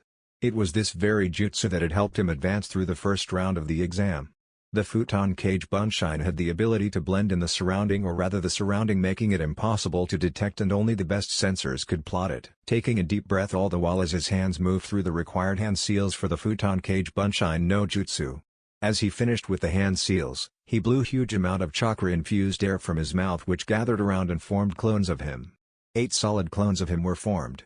And with them being his doppelgangers and knowing his plan, moved into play with each taking one of the 8 directions. Now that the clones of him were on their job, Naruto decided to use his sensory abilities to find a couple of teams for him to go against. He just hoped the teams he would find would have the scroll he required. Confronting team after team and depend on his luck that he would get the required scroll at the earliest was something he didn't wish to. But at the same time didn't mind kicking as much ass as he could. After all, he declared so before the start of the first round, but before he could make his way towards the closest team he had sensed, he was surrounded by enemies by all 4 sides. And this weren't the genins participating in the exams. Rather, this were tigers around 15 to 20 feet in height. The residents of the forest, and by their look it seemed that he had walked into their territory. And they certainly didn't like him being there. Just his luck to get him in such sticky situations. "This is not something I was expecting," muttered Naruto as he stared directly into the eyes of the tiger, which seemed to be the leader of the 4. There seemed to be no way out of this other than carving his way out. Unsealing the chokudo, similar to that of Uchiha Sasuke uses, with red scabbard and matching handle with the symbol of the Uzumaki clan on both the scabbard and the handle, he kept sealed on his right wrist. Letting his chakra flow through the blade to make it more effective, he was ready to fight. It seemed that the tigers understood his gesture as the smallest of the group sprung upon with its sharp claws and teeth ready to tear him apart. With Ran, she and her team had entered the training area 44 through gate 12 and had covered a good amount of ground before encountering a ninja from other qualified teams. The ninja she and her teammates had faced was from one of the teams of Amigakuer. It seemed to her that the masked ninja they faced had separated from his team in order to scout potential opponents from whom his team could easily take their scroll, and seeing that her team was a rookie, the masked ninja had taken his chance and failed miserably. Sasuke, with a little help from her, had easily defeated the Amenin. But because of his quick attack they had failed to capture the masked nin as he fled from the scene at the quickest moment possible after an injury to his left arm. She really wanted to claw the Uchiha for his arrogance, because if he hadn't rushed into the attack, they could have captured the masked nin, and if luck was on their side they would have had the Earth Scroll. She didn't know what gave the Uchiha the idea, but he suddenly started acting as if he was the leader of their squad. She wanted to object, but decided to against, knowing well enough that Sakura would support him blindly, and she didn't want to argue with her teammates for as long as they were in the forest. But before the team could make any decision on the tactics they would implement to find the Earth Scroll, they were attacked. A huge and powerful gust of wind swept the 3 teammates of Team 7 in 3 different directions. By the time she regained herself from the gust of wind, she could easily tell that the 3 of them had completely separated from each other. It was clear to her that this was an enemy nin idea of dividing the team, as she was certain that the gust of wind was a few utenjutsu, but she didn't have any time to think about her teammates when she found a huge shadow above her, which happened to be a gigantic snake. Are there really these big snakes in this forest? Though ran with fear evident in her eyes, she didn't have much time to think as the snake charged at her with its jaws wide open. She avoided the strike by jumping away. She kept on jumping until she was certain that she would be out of the striking area of the snake until she prepared her counterattack. She watched as the snake slithered close to her as she removed some kunai from her pouch and attached exploding tags to them. The kunai found their target after leaving the hands of Ran and exploded right on the face of the snake. At first she thought that the explosion might be enough to take down the snake, but her father's words rang in her mind. Always expect the unexpected. So she quickly created a couple of cage bunshines as they too prepared some kunais which had exploding tags attached to them. And true to her dad's words, even before the smoke cleared, the snake attacked again as its tail grabbed one of her clones. But this time she was ready for the snake. The moment the snake opened its jaw to swallow the clone it had grabbed in its tail, she and the remaining clone threw the kunais directly in its open mouth. And with a big bang the head of the snake was blasted into smithereens. She decided to not wait any longer and rushed to search for her teammates before a predator like the snake found her. If only she had waited for even a few seconds, she could have seen the body of the snake disappear in a cloud of smoke similar to summoning animals, which would have given her the idea of the danger up ahead. With Naruto, it was now just down to Naruto and the leader of the group of the tigers, as the others were already unconscious with cuts on their bodies. Though none of the damage he had inflicted on them was life-threatening. Throughout the fight, Naruto had also not left unharmed, as he now had a large slash across the length of his left arm. Meanwhile, the leader of the tigers had a vertical scar on the left side of his face, similar to Kakashi's scar, and a rather big wound on his right front leg. The fight between the two had long since stopped since the defeat of the other tigers. The surroundings seemed to have seen better days. The destruction was one worthy sight, with trees uprooted and holes in the ground. And now in the clearing only stood Naruto and the leader of the tigers. And both of them just kept staring at each other, waiting for the right moment to attack. The moment of their final exchange was drawn with the last of the tigers, excluding the leader, fell unconscious. With that, the leader gave a menacing roar and charged at him. Naruto too charged at the tiger. With his chokudo outstretched, he let lightning chakra flow through the blade as lightning seemed to crackle of it. It was at the very last moment that Naruto dodged the claw strike from the leader at the very last moment and slashed the right side of the tiger with the lightning chakra enhanced blade. That slash along with numbing effect of lightning seemed to be enough, as the leader dropped down with a large howl and lost the battle to consciousness. Naruto breathed a huge sigh of relief as finally the fight was over. It really was troublesome to go against 10 tigers at once that were around 15 to 20 feet in height. Sealing the chokudo back in its seal, his mind pondered on the situation. Somehow the tigers seemed more skillful for normal tigers. Taking their height into consideration and that they lived in a forest where ninjas come to train. Something he just couldn't understand. Then there was the part where he could have used another way to get out of this fight unscathed. But for some reason his guts refused to do so. Using that method would have been so much easier. Yet he went along with his gut feeling and fought the tigers in a fight for superiority. It was stupid of him, he knew, but his gut feeling him never wrong till date, so he had went along with it. Deciding to ponder on that a little later, he worked on healing the large cut on his left arm with medical ninjutsu. And being skilled in that area, it didn't take more than a couple of seconds for his wound to heal. He had no intention of fighting other team in the competition or another predator with an injured arm, but before he could leave the clearing and walk on his path to the nearest team, he felt another presence approaching him from the woods, and whatever it was, it certainly wasn't human. It seemed to be moving at a relaxed pace. Unsealing the chakra blade once more, he got ready to fight as lightning chakra flowed through the blade. To his utter surprise, from the woods walked out a very old-looking white tiger, wailing only on his hind legs, holding a staff in one of his front legs. The tiger stood about 4 feet in height and a dark yellow cloak draped over his body. What in the world? Naruto couldn't help but think out loud. "You are certainly an interesting cub," spoke the old white tiger. With Ran, by the time she arrived at the place where her other 2 teammates were, she wished she was a bit early, or at the least a few seconds late.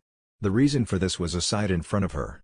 She watched in disgust as the Kuzunin from earlier had somehow elongated his neck, and his jaws were currently on the neck of Sasuke as it bit him on the neck. She didn't know what the Kuzunin intended to do by biting on the neck of Sasuke, but it certainly was causing the Uchiha a hell lot of pain as she saw him trash around holding his neck. "So the daughter of the Yondaime Hokage finally arrives. So that means you were able to defeat my pet snake," said the Kuzunin as she now focused on Ran. "Pet snake," thought Ran while she jumped down to stand in front of Sasuke and Sakura, who was hugging him to make him stop from writhing around in pain. "I must say I am impressed. To defeat my summons so quickly. You truly are your parents' child, Ran-chan, continued the Kuzunin with a small glee in her voice. Summon. You, what did you do to Sasuke? Asked Ran as anger started to boil in her. Even though she hated the Uchiha for his arrogance and cockiness, they were still teammates. I just intend to give him a little present. Something which will make him seek me for power, replied the Kuzunin. What in the world are you talking about? Ran shouted, seeing the sadistic grin on the Kuzunin's face. That aside. At first I had no intention of confronting you as my only target was Sasuke-kun, but now that you are here.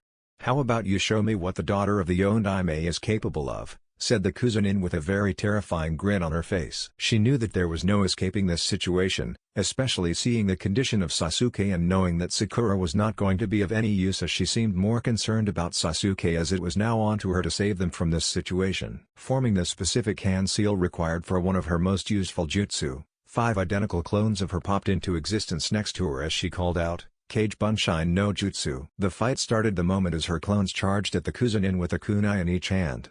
Even at their best, it was clear that the 5 clones were no match for the Kuzunin, as Ran watched her dodge and parry each of her clones' strikes and slashes with relative ease. It was as if the Kuzunin was playing with her, which frustrated her to no extent. Attaching special sealing tags she had created to 4 different kunais, she too charged in the fray. Throughout the fight, which had gone for about couple of minutes, she and her clones had only been able to hurt the Kuzunin a few times, and that too couldn't be considered serious enough to dampen his dodging skills. Luckily for her, the Kuzunin didn't seem much obliged on offense, which helped her to execute the plan she had in mind. She jumped back to attain some distance between herself and the Kuzunin as her hand quickly formed the hand seals required for the jutsu. While performing the hand seals, she molded as much as chakra she could into the required nature of the jutsu. Finally finishing the hand seals, she brought her fingers of her right hand to her lips and in half ram hand seal as water gushed from her mouth like a waterfall, making its way towards the Kuzunin as she used the Suten, Mijirappa, water release, wild water wave, jutsu. As the torrent of water made its way towards the Kuzunin, who by now had already defeated 4 out of her 5 clones, she formed a half-ram hand seal with her free left hand, activating the tags on the 4 kunais, which were now placed in 4 different directions with the Kuzunin as its center. The tags on the kunais glowed and started releasing lightning as the Kekai Shiho Raijin, 4-corner lightning formation barrier, was activated, binding and zapping the unsuspecting Kuzunin and destroying the clone. Ran watched as the Kuzunin released a loud scream as the water from the Suten, Mijirappa, water release, wild water wave, connected with him, increasing the shock, formed the Kekai Shiho Raijin, 4-corner lightning formation barrier.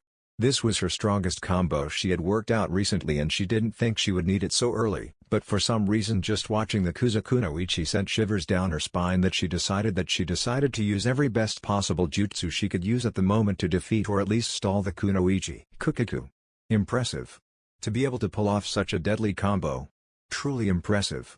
The Kuzunin said as she walked out of the combo jutsu nearly unscathed. Ran couldn't believe her eyes. This was her best combo, and yet the Kuzunin had brushed it off as if it was nothing. The only sign that the Kuzunin was under any attack was that the skin of her face was being peeled off as if it was a mask. This put her on the edge. She knew she had to keep attacking and hope that she might defeat or at least make a way for her and her teammates to rush out of this situation. Speaking of teammates, Sasuke was still writhing in pain while Sakura was busy trying to comfort the boy. It really irritated her seeing Sakura, as she thought that she should help her find a way for them to escape this crisis rather than sit there idly holding Sasuke. Leaving the anger at Sakura aside, she charged at the Kuzunin. She quickly flicked a handful of kunai to whom exploding tags were attached before jumping high above the ground as her hands started forming hand seals for another jutsu which would be more effective from high ground. But before she could complete her jutsu, she watched in horror as the Kuzunin used the Kushios no Jutsu, summoning technique, to summon a very large snake. It didn't take her much to recognize the ninja she was facing, as there were only 2 people she knew were capable of summoning snakes in a battle. So the person in front of her would either be a new student of the Sannin Orochimaru or Orochimaru himself. Unfortunately for her, her train of thought stopped there as the tail of the snake hit her directly, sending her higher above where her back collided with few branches, making blood splutter out of her mouth before gravity brought her down back. He. Go ahead and eat her, Orochimaru commanded the snake as he watched the girl barrel downwards. On her way down, seeing her death approaching by means of being eaten by the snake, Ran subconsciously tapped into the Kyuubi chakra as her eyes turned red with slits, her whiskers darkened and nails grew longer. Eat this, Ran shouted as she punched the snake in the face, completely shaking its base. But before she could touch the ground, she was blasted by what seemed to her to be a few UNKOWN, wind release fire release, combo. Again before she could steady herself, she was captured by the long tongue of the Kuzunin and was brought face to face with the Kuzunin. I see. When your emotions are heightened, the power of the Kyubi overflows. Very interesting. She heard the Kuzunin say as he formed a unique hand seal and his tongue lifted her kimono-like blouse enough for him to see the seal on her stomach. Oh my! The seal is visible. She heard him say as his eyes lay on her seal. Ran watched in horror as the Kuzunin slammed his fingers of his right hand which were glowing with purple chakra directly on her seal. Just seconds later after the Kuzunin placed the unknown seal on her seal as she lost her battle against consciousness. With Sakura, things looked good for her and her team since they had entered the forest as the first person they faced was defeated with ease by Sasuke-kun. Seeing the ease with which Sasuke-kun had defeated the Amenin, her mind had already made up an image of her and her team breezing the second test with ease. But just moments later everything had gone downhill when her team was hit by a powerful gust. At this moment she would sincerely accept after seeing Ran selflessly fight for the team against the Kuzunin for the team that she didn't even think of searching for her after being separated from her team by the powerful gust. She had only sought for Sasuke at that moment and only after reuniting with Sasuke did she remember of Ran because of Sasuke. But before the two could search for her, the Kuzunin had appeared in front of them with her eyes set on Sasuke. Only one look by the Kuzunin. Both she and Sasuke were gripped with fear to their core. For the first time she had seen death and it was only by looking into the Kuzunin's eyes. She couldn't even react to save Sasuke when the Kuzunin attacked him and bit down him on his neck. She only could helplessly try to calm the Sasuke who was writhing in pain while Ran fight of the Kuzunin who had arrived just seconds after the Kuzunin bit down Sasuke's neck. Now not only Sasuke, but even Ran was incapacitated. It was really lucky on her part that she was able to act at the last moment when she saw the Kuzunin throw Ran high above in the air. She flicked a kunai which caught her in midair saving her from a fate from dying from falling from high above. Who are you? She couldn't help but ask the freakish Kuzunin who seemed to be doing some fixing with his peeled-off face. My name is Orochimaru. If you want to see me again, then survive and pass this exam. Of course, defeating my men, the Otonin trio on the way, she heard his reply. Though it caught her attention that he seemed to be mostly speaking to Sasuke who albeit the pain was still somehow conscious. What the hell are you talking about? We'd never want to see your face again, Sakura shouted finding her voice. Hee. It won't go that way. She heard the Kuzunin say as he or she made a hand seal which she was not familiar with. She watched in horror as the moment the Kuzunin formed the weird hand seal, Sasuke cried out in agony and started trashing around as if his pain was increased tenfolds. Albeit all this, she didn't miss the formation of some sort of a tattoo seal on Sasuke's neck where moments ago the Kuzunin had bit. Sasuke-kun will seek me. To seek power. She heard the Kuzunin say. What did you do to Sasuke-kun? She shouted at the Kuzunin who seemed to be being engulfed by the ground. Just as I said to Ran-chan, I gave him a present, answered the Kuzunin as he was devoured by the ground. With Naruto, not even a day had passed since the start of the Chunin selection exams and Naruto had already received something only a few ninjas throughout the elemental nations could say of having. He just couldn't believe his luck as he had unknowingly stumbled upon something so precious. A really big smile plastered his face remembering the encounter with the old white tiger. Just an hour after he had left the side of the old white tiger, he had come across a team from Takigakure no Sato. To say he was disappointed with that encounter was an understatement. He was royally pissed. Those idiots had gone far as to taunt him of how lowly shinobi he was and that him being in the bingo books was nothing but a fluke. It only took him a minute for take them down after the three had attacked him with the best jutsu they possibly could use. Those jutsus were hardly at Junon level.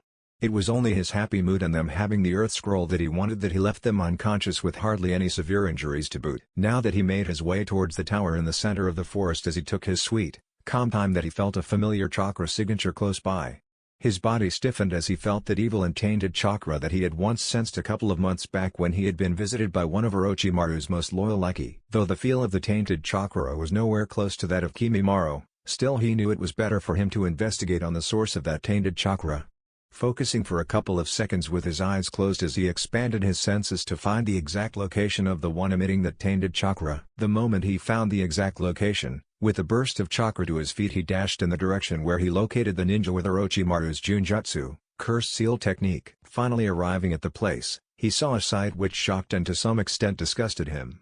There he was, Uchiha Sasuke breaking the arms of one of the Otonins with more than half his body covered in the markings of Orochimaru's Junjutsu, Cursed Seal technique. It was clear that the boy was relishing the moment he snapped the arms of the Otonin and above all seemed to be relishing in the power that the curse mark was granting him. Before he could decide whether he should interfere and stop the Uchiha, He watched with slack jaw as the pink-haired girl hugged him from behind, begging him to stop, and to his utter amusement the seal receded back. It made him conclude that there was still hope to save the Uchiha. But the interference of the pink-haired girl made him look around to find that there were actually 4 teams in the clearing, of which 2 genins were unconscious. He focused on sensing the chakra of the unconscious genins and found that there seemed nothing wrong with the boy in green jumpsuit, but the flow of the chakra in the blonde girl seemed to be in a mess. His focus was disrupted when he heard the pink-haired girl scream a question at the Automaminen and mention the name of Orochimaru. So Orochimaru is indeed here. He thought as he watched the auto trial leave, and couldn't help but be worried with the news he had received before deciding to enter the Chunin selection exam. As he watched the girl with Chinese-style buns hairdo on either side of her head attend to her unconscious green jumpsuit teammate and the blonde in purple attend the unconscious blonde, he wondered whether should he wait a little longer or leave now before his presence was known, or make his presence known. With everyone, Sasuke's mind was completely clouded as he just couldn't figure what the hell had happened when he fought the Auto Nin. He knew that he was responsible for the defeat of the Auto Trio, but just how he couldn't fathom. While he fought the Auto Nin, he had felt a power which was not his coursing through his body, and that was the puzzle he couldn't put in piece to. Where had he received that power? Suddenly he remembered the words of the fake Kuzunin and his eyes drifted to the seal tattoo on his neck. Was that the source of that power? He wondered. Yamanaka Ino didn't understand as to what make of the situation. She along with her teammates had come along to help Sakura after Kuji pointing out that she was in a peril and that Ran and Sasuke were unconscious. She along with Shikamaru and Kuji had confronted the Auto Trio before they dealt some serious damage to Sakura, but even their team combo had failed. Then Sasuke had entered the fight with his weird black marks on his body and weirder chakra, and with ease defeated one of the Auto Nin and scared the shit out of the other. It was only timely intervention of Sakura that stopped Sasuke from going on a rampage, though she hated how she had taken the chance to hug Sasuke. Now she had taken on herself to wake up Ran. This was what had scared her the most as she saw the unconscious figure of Ran. She had known her since childhood and knew that there were hardly any things that could render the girl unconscious, especially during something so important. And to know that there was someone who was able to that to not only Sasuke, but Ran too, really scared her. She gently nudged the sleeping blonde as she had long since learned the way to wake up the other blonde during their childhood stay at each other's home. "Ino, what are you doing here?" Ran asked the moment she woke up, anticipating the Kuzunin close by, but to come fact to face with the blonde hair and green eyes of her childhood friend Ino. "Me and my team and Tenten's team were here to save you guys," answered Ino. "Save us?" muttered Ran as her eyes swept around the clearing and through to Ino's words. Both Ino and Tenten's team were present. While her eyes swept across the field, she didn't miss the injuries of Rock Lee and Sakura, and also Sakura's short hair. "What in the world happened while I was unconscious?" Ran asked out loud, catching the attention of Sakura. The glare Ran shot her when she was unwilling to speak made Sakura speak like a parrot. She told Ran everything that had transpired from the time she had been rendered unconscious by the Kuzunin who called himself Orochimaru, not noticing the widening of Ran's eyes. As she recounted the events to Ran, she omitted the part of Sasuke receiving the curse mark as she saw the look in Sasuke's eyes. Same events took place as in canon Naruto. A lot of things had happened since she had been rendered unconscious that Ran could understand, but to know that the Kuzunin she fought was Orochimaru shocked her.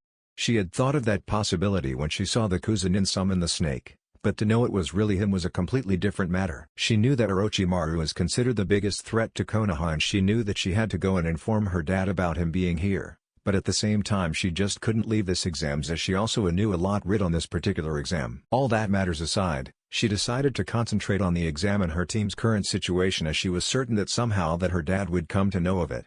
The first being that she had to thank Ino and Tenten's team, especially Lee, who had been woken up by Tenten, Ino, Kuji and Shikamaru for helping her team in their crisis. But before she could thank them, she felt a presence hiding in the nearby trees. Deciding to not take any chances, she flicked the kunai in the direction of the place she felt someone hiding. Ran's flicking a kunai towards the trees caught the eyes of few of the genins present there, but the resounding boom from the kunai got everyone's attention as they looked at the source of the explosion. "Say, by any chance you like explosions?" Because most shinobis would flick a handful of kunai and shuriken at an hiding target rather than flicking a kunai with an exploding tag attached to it. Ran heard a familiar voice she had recently heard from behind her. "When did he?" was the thought of all the genins present there as they watched the bright red-head boy with blue mask appear behind Ran. "Yet again I couldn't sense him," thought Sasuke with a frown on his face. He wanted to go attack the boy, but couldn't as his body did not respond to his metal command. "I couldn't even sense him," thought Hyuga Neji with a frown similar to that of the Uchiha.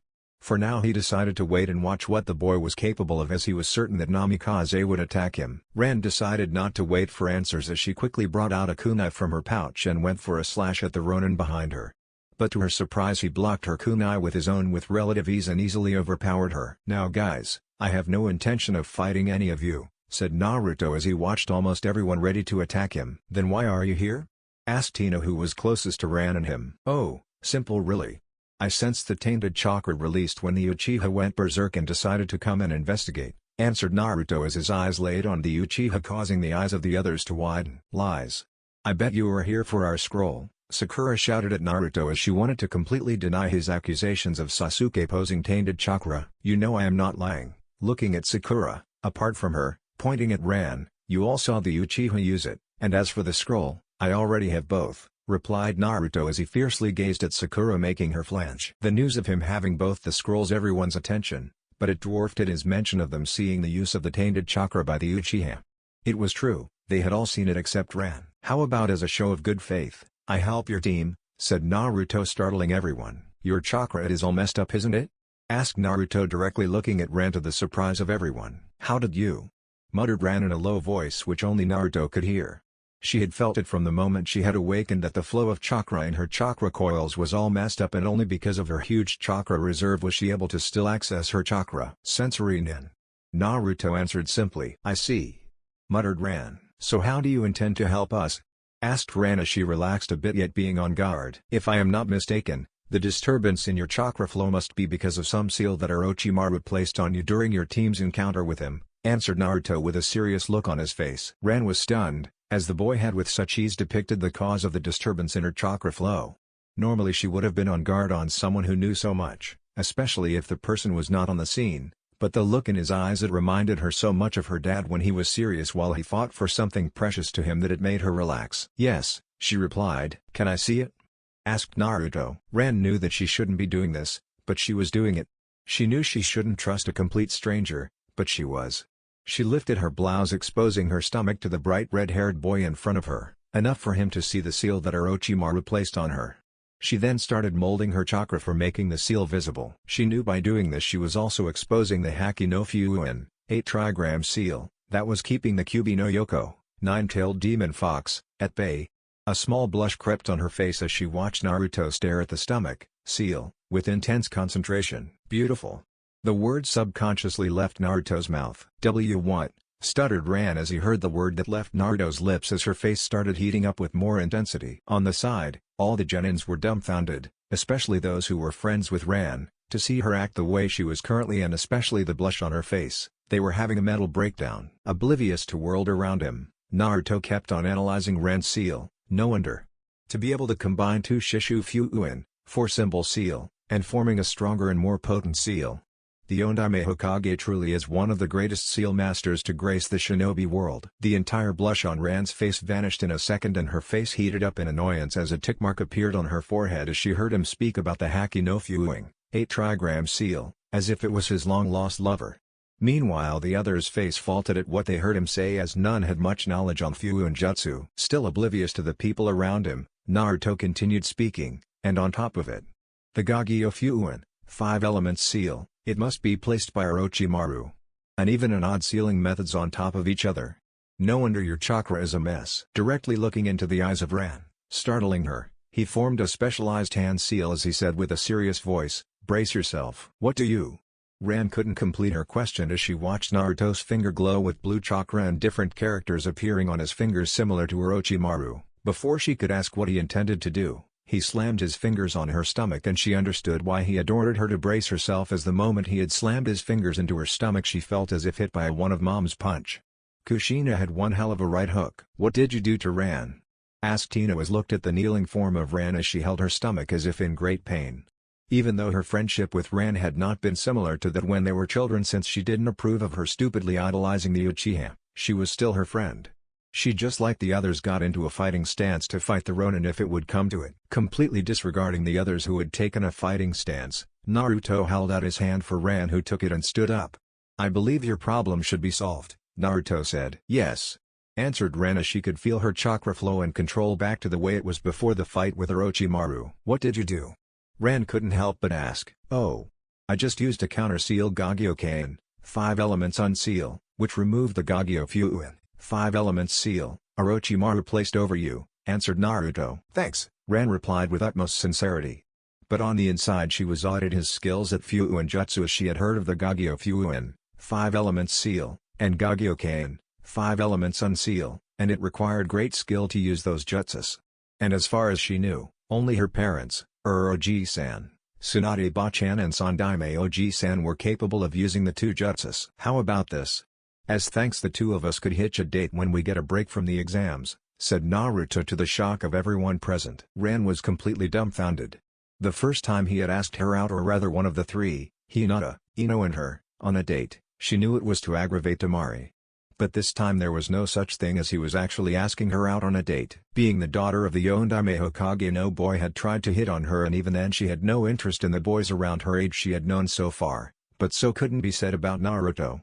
The boy had been on her mind since the day she had seen him and had developed a little interest in him. Seeing no response been given for a couple of minutes, Naruto spoke in a dejected tone. Well, it seems a no. No, it is not a no, it is a yes. Speak up, you idiot. Ran berated herself, but no voice left her mouth. The dejected Naruto didn't last longer as he perked up and directly facing Ino, Sakura and Tenten and said, since she is a no, pointing at Ran, how about one of you? The girls were surprised at this person standing in front of them asking them on a date after being hopefully rejected by Ran.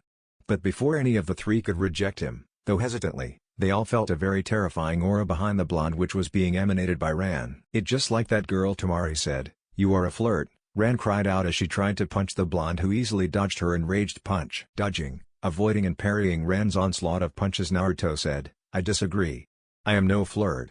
It is just that I can't decide on a single girl with so many beautiful girls around. That answer stopped Ran in her track enough for Naruto to escape her proximity and stand at a length which would certain his escape. Meanwhile, all the girls in the clearing had a blush on their face at the words of Naruto.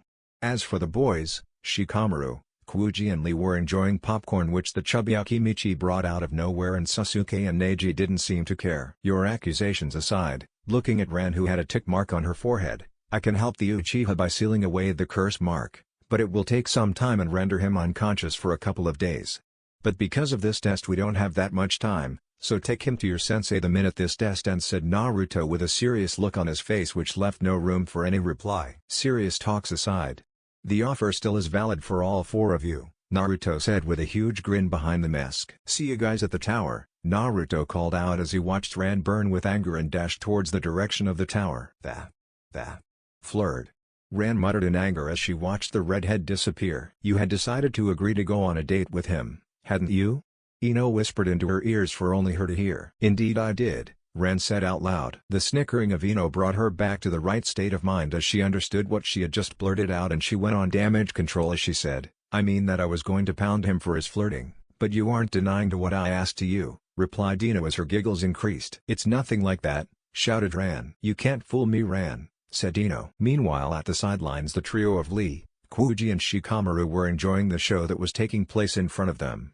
The fight of words between Ino and Ran was getting more interesting, and at some point Tenten and Sakura had joined sides with Ino too. This is better than any show I have ever watched, said Kuuji, munching down a handful of popcorn. Their flames of youth are burning with the intensity of the sun, Lee added his penny of thought. Troublesome. Our lives were already enough troublesome. But with that boy's intrusion it will be more troublesome than ever, said Shikamaru as he watched the argument heat up, with Ino deciding that she wouldn't mind dating the redhead. With Naruto. In less than an hour after separating from the group, Naruto arrived at the tower in the center of forest. He, with a small disappointed look on his, walked inside the room which seemed to be assigned for him, which when entered was completely empty. He had thought that there would be get to see the violet-haired proctor wearing the mesh bodysuit that showed her form perfectly after arriving at the tower, but it was just his thought after all. Inside the empty room, the big scroll that was attached on the wall directly opposite from the entrance door caught his attention. It was not exactly the scroll, but what was written on it was what garnered his interests. If you lack heaven, seek wisdom, be prepared. If you lack earth, run in the fields, seek advantage. And if you heaven and earth, you can succeed in even the most dangerous mission. These rules will guide extreme. It only took a glance at the scroll for him to understand that this had something to do with the two scrolls, as the words heaven and earth were highlighted on that large scroll. It seemed to him that he was supposed to open the two scrolls. Bringing out the scroll, in one swift motion he unfurled the scrolls, but the moment he opened the scroll, His eyes widen at the seal for a teleportation jutsu inscribed on the 2 scrolls with the kanji for person at the seal's center. Quickly placing the 2 scrolls on the ground, he quickly jumped back, forming some distance between him and the scrolls. With a small bang and a lot of smoke, a person stood where Naruto had placed the 2 scrolls. When the smoke cleared, Naruto's eyes lay on one of the most beautiful women he had seen in his entire life. She was wearing the standard Konohagakure jounin outfit. But what caught his major attention was her bright red hair, whose shade was similar to his. Now that he thought about it clearly, he seemed to remember her from somewhere as his mind took a look at her smiling face. Then it came to him that he had seen her when he had peeked upon the onsen here at Konohagakure on his first day here. The woman in front of him was there at the bathhouse. Yes, that's where he had seen her, but something inside him was telling him that was not the only time, which he just shrugged off, considering he would remember someone as beautiful as this woman if he had seen her before. He was a pervert, which he would admit. It was the fault of the old man.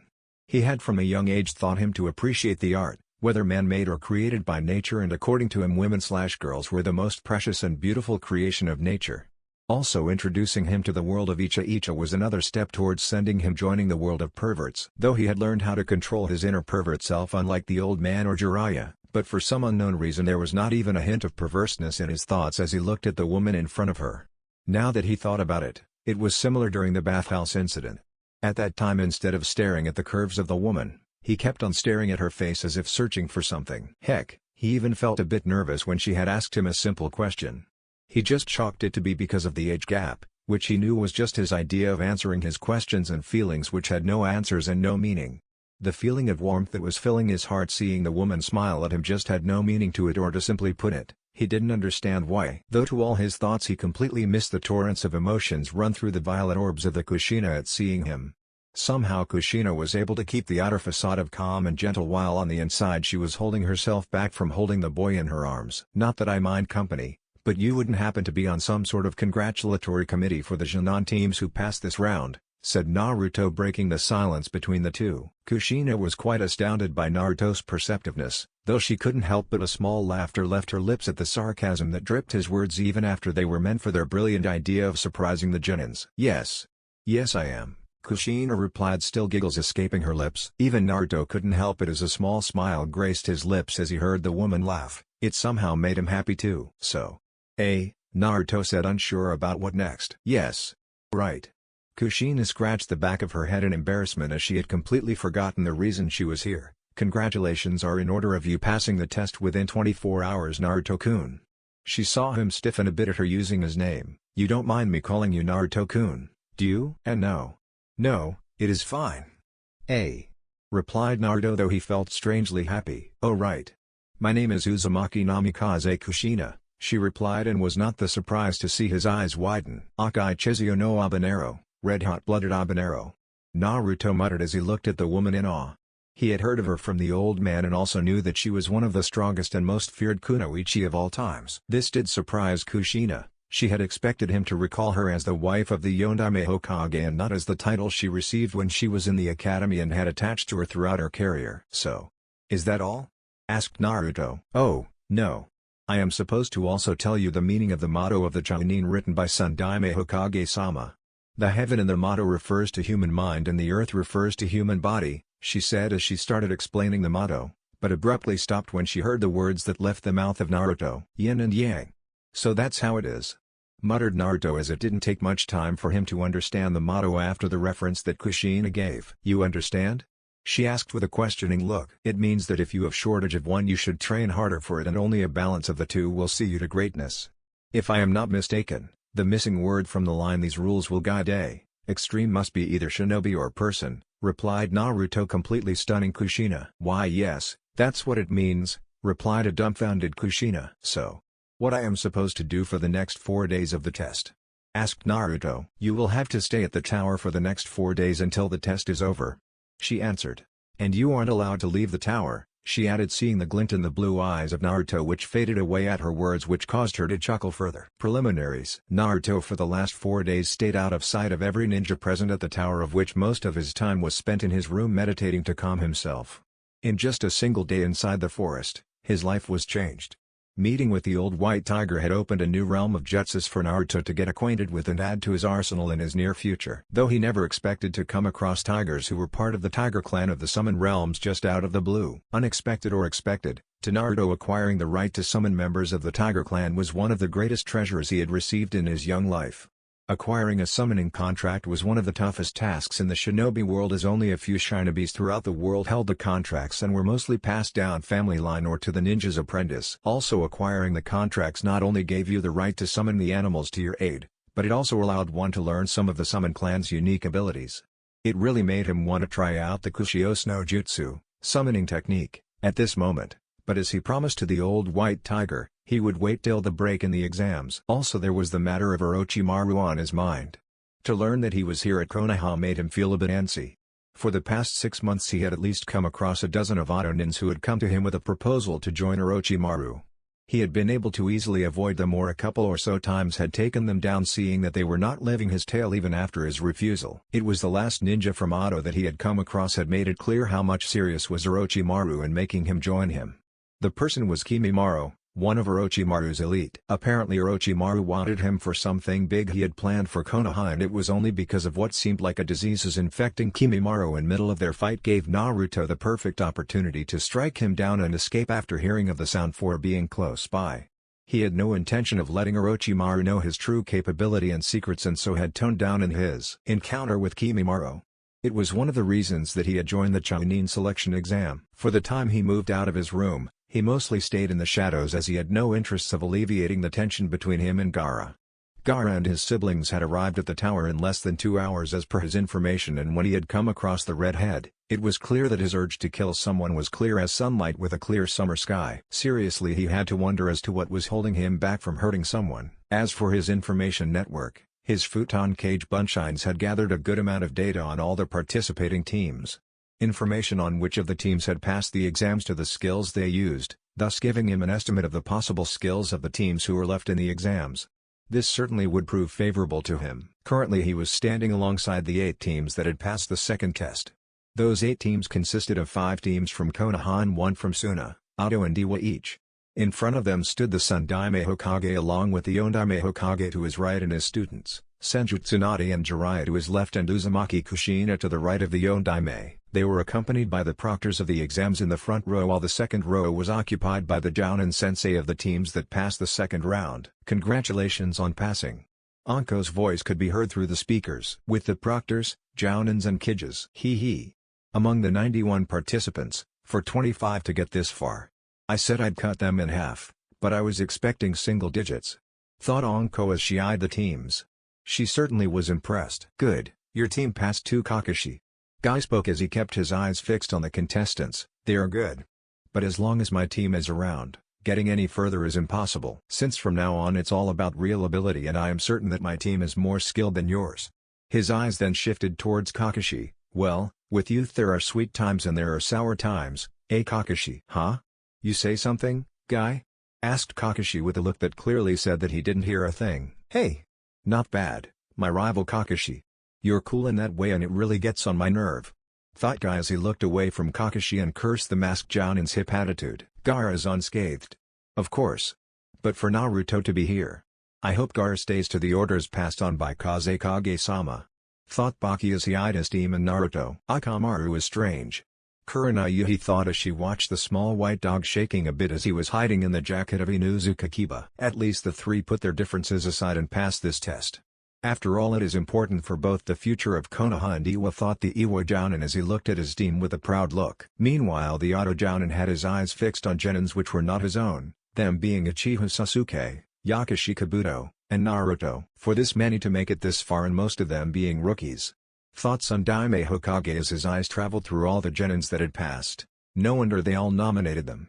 Sundaime spoke the next words out loud enough for the people standing next to him to hear as looked at the Jounins behind him. True enough, said the Yondaime Hokage as two shared the same thought as the Sandaime. It makes me remember the time when Minato took the exams. He too passed the exams on his first time, said Jiraiya as he remembered those days. And it certainly seems like that some of the rookies here are going to accomplish what Minato did at the Chunin exams. Commented Tsunade as she eyed a few of the rookie genins. All this while Kushina just stayed silent as she just had her eyes out for 3 genins out of the lot, one being her daughter Ran and the other being the one she considered as important as her daughter. Hinata, and last was the Ronin Naruto, who she was certain was her son. Hokage-sama will now explain the third test. Listen carefully, Anko shouted through the microphone for all present to hear. With Naruto. For years Naruto had wondered why there existed something like the Chunin exams in which Konoha and its allied nations would bring their genins together and compete. What was the true purpose of the exams? That question had always plagued his mind since he heard of the existence of the exams. It was clear that the old man knew the reason, but he never shared it with him. But today everything had been clear when the Yondaime Hokage spoke as he clarified the true reasons of the exams, the same speech as the Sandaime Hokage. Such a brilliant way of avoiding wars. Sandaime Hokage truly deserved the title of the professor. It did come to him as a surprise when the proctor of the third round made his appearance and mentioned that there was going to be a preliminary right here, right now. The reason given of the sudden round was sound, but he had to wonder whether the proctor was ready to take the exams. He looked seriously ill. When the option of quitting was given, only one of the 25 present took it. The one to quit was Yakushi Kabuto, which didn't come as a surprise to Naruto as he from the beginning had felt that there was something clearly going on with him. It seemed that even the proctor shared his viewpoint. Then there was the case where he saw the Uchiha's pink-haired teammate ask him to quit in concerns with the curse mark, which the Uchiha declined. But when she tried to open her mouth to tell the proctors, he shot her down by his words, weaving a tale of him being an avenger and wanting to face strong people. Seriously, that Uchiha was too much of a stuck-up to not see his condition. Finally the preliminaries had started and now he stood on the balcony like upper level as he watched the first match going underway. Uchiha Sasuke vs Ikeda Yoroi. From the get-go the match was one-sided with Yoroi dominating the fight. The jutsu which Yoroi was using seemed to be draining Uchiha's chakra, and without use of chakra, the Uchiha's movements were very restricted. The Uchiha was forced on the defensive. It was only after a sarcastic comment by his blonde teammate which she shouted out for all to hear did the Uchiha go on the offensive. The taijutsu maneuver that the Uchiha pulled off next ended the match in a couple of hits, but it was also clear that was an on-the-go thought-up move since his body didn't seem to take the strain of the move. Also, judging by the reactions of the green jumpsuit Jounan duo, there was more to the move than met the eye. But the plus point of the match was the ability the Uchiha showed by suppressing the curse seal which had activated in middle of the taijutsu maneuver. As soon as the match was over, the Uchiha was taken away by Hitake Kakashi, who seemed to be the Uchiha's team's Jounin sensei to seal away the curse mark. Next was the fight between Aburame Shino vs Zaku Ibumi. Just like the previous match, this too was completely one-sided.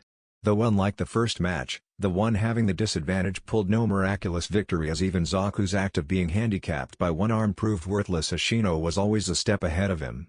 It was complete strategic victory on part of Shino. He had previously heard about Konoha's Aburame clan, but finally to see one in action was completely different. It was a bit creepy. The next fight was one that Naruto was looking forward to, or to be exact to see how far one of the fighters had come in terms of skills. It was Kankuro vs Tsurugi Misumi.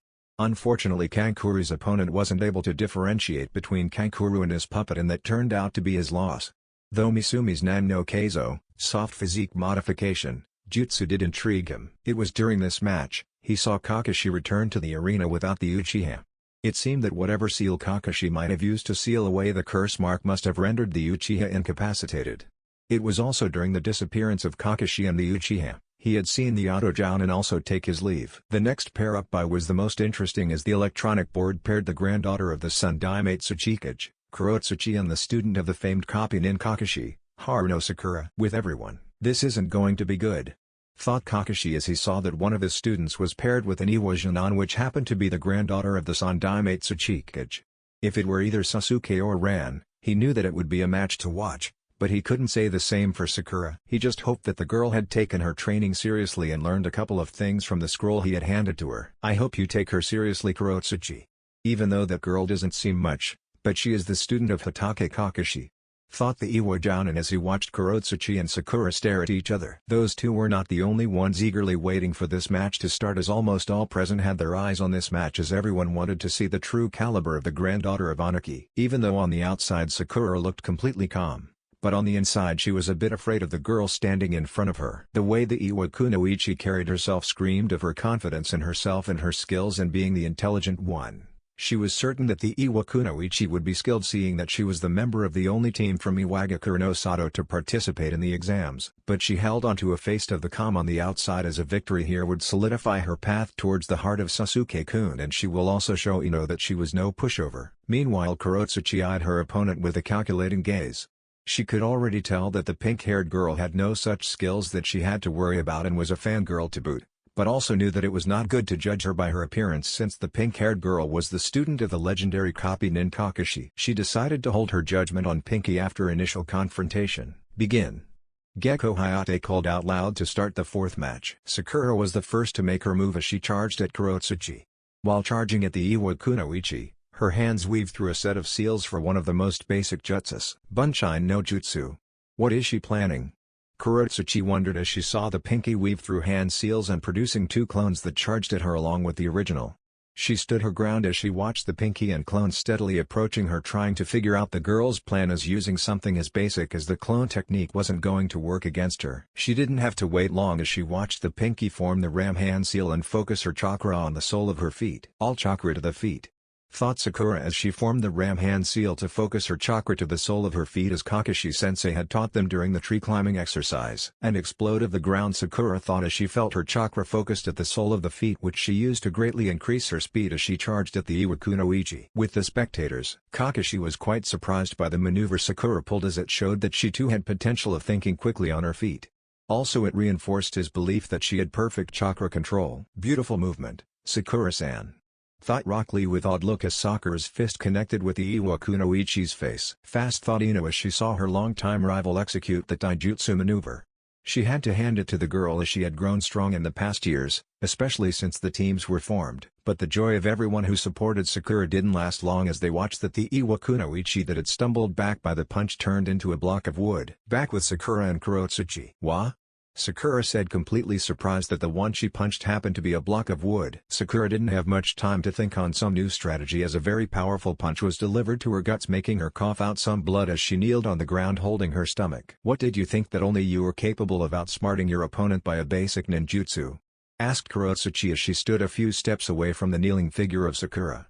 She was thoroughly disappointed in the girl as the girl was pulled down by a single punch, which showed lack of physical training. Quit now if that was the best you could do, said Kurotsuchi to the Pinky. Somehow Sakura got up despite the pain she was feeling through the punch. This was not the time for her to give up, even after she knew that she had no other useful skills to go against the Iwakuno-ichi. She cursed herself for neither taking her physical training seriously nor trying to learn any of the jutsus from the scroll that Kakashi-sensei had given her, as she instead spent her time trying to vow or follow Sasuke-kun. With a will to not lose here, she charged at her opponent and engaged her in a close-quarter combat. With the spectators, it had been a couple of minutes since Sakura engaged Kurotsuchi in close-quarter combats, and it was evidently clear that Kurotsuchi was way better than Sakura. Be it taijutsu or use of weapons, Kurotsuchi outclassed Sakura in all aspects, as Sakura was unable to land a single hit on Kurotsuchi, while the superiority of Kurotsuchi could be seen with the bruises all over Sakura's body. It is clear that Sakura's skills have grown from the time she became a Genin, but they seem to be no match to the granddaughter of the Sandaime Tsuchikage, thought Kakashi as he watched his student being completely dominated in the fight against a superior opponent. Sakura-san is good, but her opponent seems to be far away from her reach, thought Lee as he looked at the one-sided match. Sakura, thought Ino as she looked worried at the fate of her another friend whom she had deserted because of Sasuke. Troublesome. Sakura never stood a chance against the Iwakuno-ichi, thought Shikamaru with a bored look. Rand did report me that Kakashi was not at all acting like a Jounin sensei should, as he always kept busy himself with reading his books or slacking off. I brushed over comments thinking he gave more focus on the other two, seeing we were there to teach Ran. But seeing Sakura now, I need to have a word with Kakashi, thought Minato as he watched the fight. Is she truly the student of the copy nin Kakashi? Thought the Iwa Jounin. With Kurotsuchi. Kurotsuchi was getting frustrated with the girl she was fighting. The Pinky was a stain to the name of Kunoikis, who stood in toe-to-toe with their male counterparts in her opinion. Even after being the student of the famed copy nin, the girl had no notable skill to boot. Heck, the Pinky's skills were not even close to that of a Genin. Even Pinky's taijutsu skills could not be considered on par with an average Genin. She had enough, and with one powerful punch to the Pinky's face, which knocked the daylight of the Pinky, causing a frown to appear on her face as she was declared the winner. She just wished that the next time she had to fight it better be someone with skills, or she was certain that she would go berserk. What did I deserve to get a weak opponent? She thought with a frown on her face as she made her way towards the balcony to join her team as the Pinkies Jounin-sensei took the Pinky to the side of the balcony they were on. After all, she hadn't hurt her to the extent that she needed medical attention, as she thought that the girl was not worth her time and skills. With Naruto, if he thought that the first 3 matches were not much to watch or one-sided, he just had no words for the match between Kurotsuchi and Sakura. The pink-haired Konoha Kunoichi stood no chance against the black-haired Iwa Kunoichi. Seriously, didn't she learn a single thing from the copy nin? Wondered Naruto as he watched the masked Jounin carry away his student. The next match between Kintsuchi and Nara Shikamaru was the most laziest yet strategic match he had seen after the match of the Aburame. With the use of the surroundings, he watched the Nara score a simple yet a very clever victory even after being at the disadvantage of his enemy already knowing his jutsu. Looking around, he found that it was not just him, but almost all Jounins, proctors, Kijis and some Genins also seemed impressed by the victory. The next match pitted Temari against Tenten, a match he certainly was eager to see. Unlike couple of rookie Konoha Kunoikis in this round, of whom he seriously doubted had the skills to be here, he knew the bun-haired girl had skills, and as he had thought, Tenten had skills. But unfortunately for Tenten, Temari was the worst opponent she could have gotten, as the futon jutsus that Temari wielded through her giant folding fan completely negated all of Tenten's weapon skills. It was the worst matchup. The match ended with Temari using the fan to trap Tenten in a cyclone and propel her into the air with the help of the Kamaitachi no Jutsu, sickle weasel technique. He watched with a small scowl on his face as he watched Temari made sure to land Tenten on her closed fan, rendering the bun-haired girl unconscious. He had come to know Temari well enough in his time he had spent at Sunagaku and had been one of the few who had seen past her cruel side. Temari had a caring side to her, which he was certain that something that only he could boast about, that he was the only one to see it.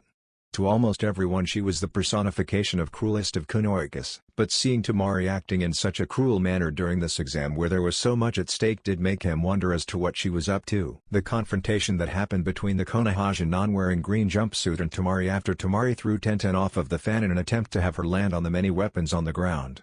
He seriously wanted to step down there, especially when Lee charged at Temari, but didn't, as his mind told him that something bug was going on for Temari to act in such a way. He knew that Temari held people with skills in high regards, and even though the match was one-sided, Tenten had shown some impressive skills. What is going on? He couldn't help but wonder. With Temari, she didn't like what she had tried to do with her opponent, but she knew it was a necessary action. She along with her siblings were here to make a point before the big plan took place, and for that she had to show the cruel side of her. She just wished that her opponent had been that pink-haired Konoha Kunoichi instead of the bun-haired girl she faced, as she wouldn't have minded doing the same action with the Pinky. The Pinky in her eyes was a disgrace to the name of Kunoikis all around. It was this reason that it was a bit harder for her to be cruel to the bun-haired girl that showed skills and talent, something she respected. As she made her way to join her team on the balcony stand, her dark green eyes met bright blue eyes for a glimpse of a second. She would have been content in seeing either anger or disappointment in those blue eyes for what she did. At least she knew in her mind that what she did was necessary action for the stand of her village. Also she knew that there was no way that she would see pride or happiness in those eyes after the stunt she pulled, as even as short they had known each other. She knew that he never approved of hurting others without a rational reason. So one could easily tell how surprised she was when she saw the neutral look in his eyes. Those blue orbs held no warmth or cold and not a single hint of emotion. With the spectators, the next match decided by the electronic board pitted Suzumabachi against Hyuga Hinata. If I am not mistaken, isn't that Suzumabachi girl of the Kamizuru clan of Iwagakure? Asked Jiraiya to the people standing next to him. Yes, replied the Sandaime. This doesn't look good for Hinata. If I am not mistaken, some of the secret techniques of the Kamizuru clan are very effective against close combat practitioners, said Jiraiya with a small bit of worry for his goddaughter's best friend. Yes, they are. But you don't need to worry about Hinata, as while training alongside Ran she developed some jutsus with the help of the gentle fist completely unique to her, replied Tsunade, which caught curiosity of both the Sandaime and Jiraiya. Just wait and watch, Jiraiya. Wait and watch, added Kushina with a small smirk gracing her lips as she was confident in Hinata's skills. Meanwhile Kurenai watched her student with a bit of concern, as she just learned from Kakashi of the opponent she was going to face.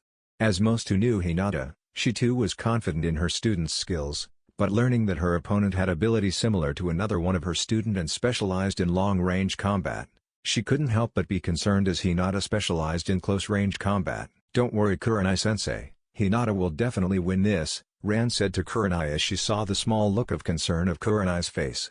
Whatever the situation, She was going to stand by her best friend's side no matter what. Indeed, Kurenai replied with confidence. It is time for you to show the world that you are no pushover. Hinata was the same thought that ran through Ran and Kurenai's mind. As this match was called to begin by Hayate, a lot of eyes were fixed on the result of the match. Most present eyes were focused on the Hyuga heiress and see her skills as a few of them cheered for her. One Hyuga Neji looked down at the match with a small scowl on his face as he watched the fight about to go underway. With Hinata and Suzumabachi, begin, Hayate called out. The moment Hayate called out for the match to begin, Hinata's hands quickly flipped through some seals as she activated the Byakugan and slid into the basic Juken stance. As for Suzumabachi, the moment she saw her opponent activate those eyes and slid into a unique Daijutsu stance, a small smirk spread on her lips as she was now certain of her victory. "Give up, girlie, you are no match for me," said Suzumabachi with a haughty tone. "That I won't know until we try," said Hinata in a confident voice as she charged at her opponent. Suzumabachi was completely caught off guard at the sudden charge by the dark blue-haired girl. She knew that her clan's jutsus were one which were the most potent against shinobis who relied on close-range combat, and thus it was a well-known fact that the Hyuga clan, which highly relied on the Juken and closed-quarters fighting, were easy targets for them. But now facing a Hyuga, did she finally understand that why it was always encouraged that it was never wise to engage a Hyuga in a close-quarter fight. She was hard-pressed to dodge the fast and lethal strikes of the girl, who somehow was able to twist and turn at surprising speeds, showing that she had great flexibility. All the while she tried to dodge the girl and regain some distance from her, the girl had managed to hit her with some of her palm strikes. Though none of her strikes were lethal, as they were just small taps on her body and didn't hit any vital organ, the pain where the girl had struck was unbearable. "Why you?" growled Suzumabachi in a bit of pain as she was finally able to acquire some distance from her opponent. "Remember this. I may not be the strongest among the genins present here, but I won't give up without a fight," declared Hinata loud enough for all to hear. With the spectators, Kurenai couldn't help as a small smile full of pride appeared on her face as she watched the shy princess stand for herself with confidence. Hinata had come a long way in her eyes since the day she was in charge of looking after her from the time of the academy. She knew that it was only through the help of Kushina-sama, Tsunade-sama and Ran that she was able to see the Hinata currently fighting. "That's the way, Hinata. Show them how awesome you are," shouted Ran as she channeled her mother. "Whoa! Was he not ever that cool?" said a surprised Dino as she remembered the shy, timid and soft-spoken Hinata from the academy days and even before that. "Ho ho ho! That is some declaration. But can she back it up?" said Jiraiya as he saw the colony of bees that now surrounded Suzumabachi. "With Hinata and Suzumabachi, brave words, but can you back them up?" Suzumabachi said in a challenging tone as her hand weaved through a set of seals. "Hachimitsu no Jutsu, Bee Honey Technique," Suzumabachi called out as she finished weaving through the seals and held her hand outwards in the direction of Hinata. From her sleeves were released a countless numbers of bees that made a beeline to attack Hinata. "Bees," said a surprised Hinata as she quickly removed a kunai from her pouch and defended herself against the bees, as she was uncertain as to how the Juken would fare against the bees. She completely missed the small smirk that graced the face of Suzumabachi as she removed the kunai. Hinata finally realized her mistakes of using her kunai to cut up the bees heading her way. First was that there was a numerous amount of bees for her to target, and secondly being that each time she cut up a few of the bees, they would turn into sticky nectar which was falling on her and slowly restricted her movements. "No," Hinata muttered as her movements were restricted by the sticky nectar. "So you finally noticed that the nectar has the same properties as the glue," said Suzumabachi with a haughty tone as she was now certain of her victory. "Now to end this," Suzumabachi said with a sly smirk on her face as her hand weaved through a set of another hand seal. "Hachi Senbo no Jutsu, Thousand Bee Stings Technique," Suzumabachi called out as another colony of bees were released from her sleeves. All those bees floated next to Suzumabachi with their stingers pointed out at Hinata and fired their poisonous stingers at the Hyuga heiress. Hinata watched with a small bit of dread as those stingers approached her, and it was only the worried shouts of her friends that snapped her out of her fear and act. She knew that she had just recently started learning that jutsu and chances of its succeeding were minimal, but she also knew that it was the only jutsu that was going to help her out of this predicament. Focusing her chakra through all the chakra points of her body, she used the Jukenpo Ishigakishin, Gentle Fist Art One Blow Body. Luckily for her, the jutsu worked and broke the hold of the sticky nectar on her body, and because of that she was able to avoid the stingers at the very last moment. "Wha? How?" shouted Suzumabachi, completely surprised seeing that her opponent was not only able to break free of the sticky nectar, but was also able to avoid the stingers. "I already told you that I won't give up without a fight. And know this, that I will give my all to win," declared Hinata as she was panting a little as the jutsu took a lot out of her. Big words, snarled Suzumabachi as she looked at the girl with distaste in her eyes. A lot was riding on her shoulders in this exam, as this was a chance for her to improve her standing of her clan in Iwagakure and bring back the honor they had lost during their very disappointing loss against the Aburame. Though before she was sent with the team to attend the Chunin exams, she was briefed by the Sun Daimate Tsuchikage that this was her big chance to show that their clan still hold to its former glory, and at the same time was also strictly warned that she should not be acting with the intention of revenge against any Konoha for their clan's losses against the Aburame clan. After all, this was a way to show that Iwa Konoha peace talks were going in a right direction.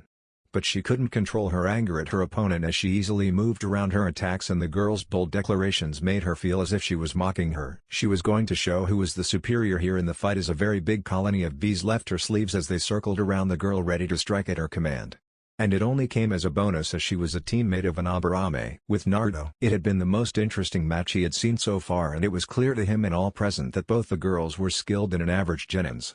It was a match of complete opposites, as the Hyuga clan was famous for their close-range abilities while the Kamizuru clan was famous for their long-range abilities. Though with the abilities of the Kamizuru clan, the match at first seemed one-sided, but somehow the Hyuga heiress was able to counter her opponent's bag of tricky jutsus. He was captivated by the Hyuga heiress.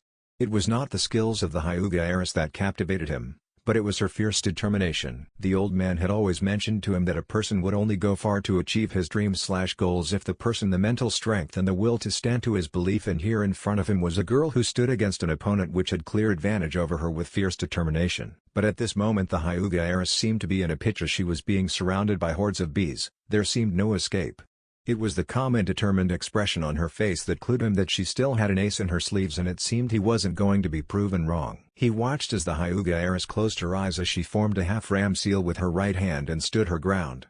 He could sense her chakra stirring in action and knew she was going to do something he certainly wouldn't want to miss. With that in mind, he focused his on the Shizen Nenaruji, natural energy, surrounding him with his eyes closed. It was an ability of his as his body was able to draw in natural energy. Very similar to the ones who were trained in the art of Senjutsu. But unlike them, his body was able to draw in natural energy on his instincts and emotions. And it was because of that he had a very peculiar abnormality while growing up. He had trained to control this ability under the guidance of the old man, seeing he was able to harness natural energy to empower his Kekkei Genkai jutsus. Though he was nowhere close to the power of the one trained in the art of Senjutsu and attained what the old man termed to be Sennin-moto, sage mode, he had gained some perks while learning to control his abilities.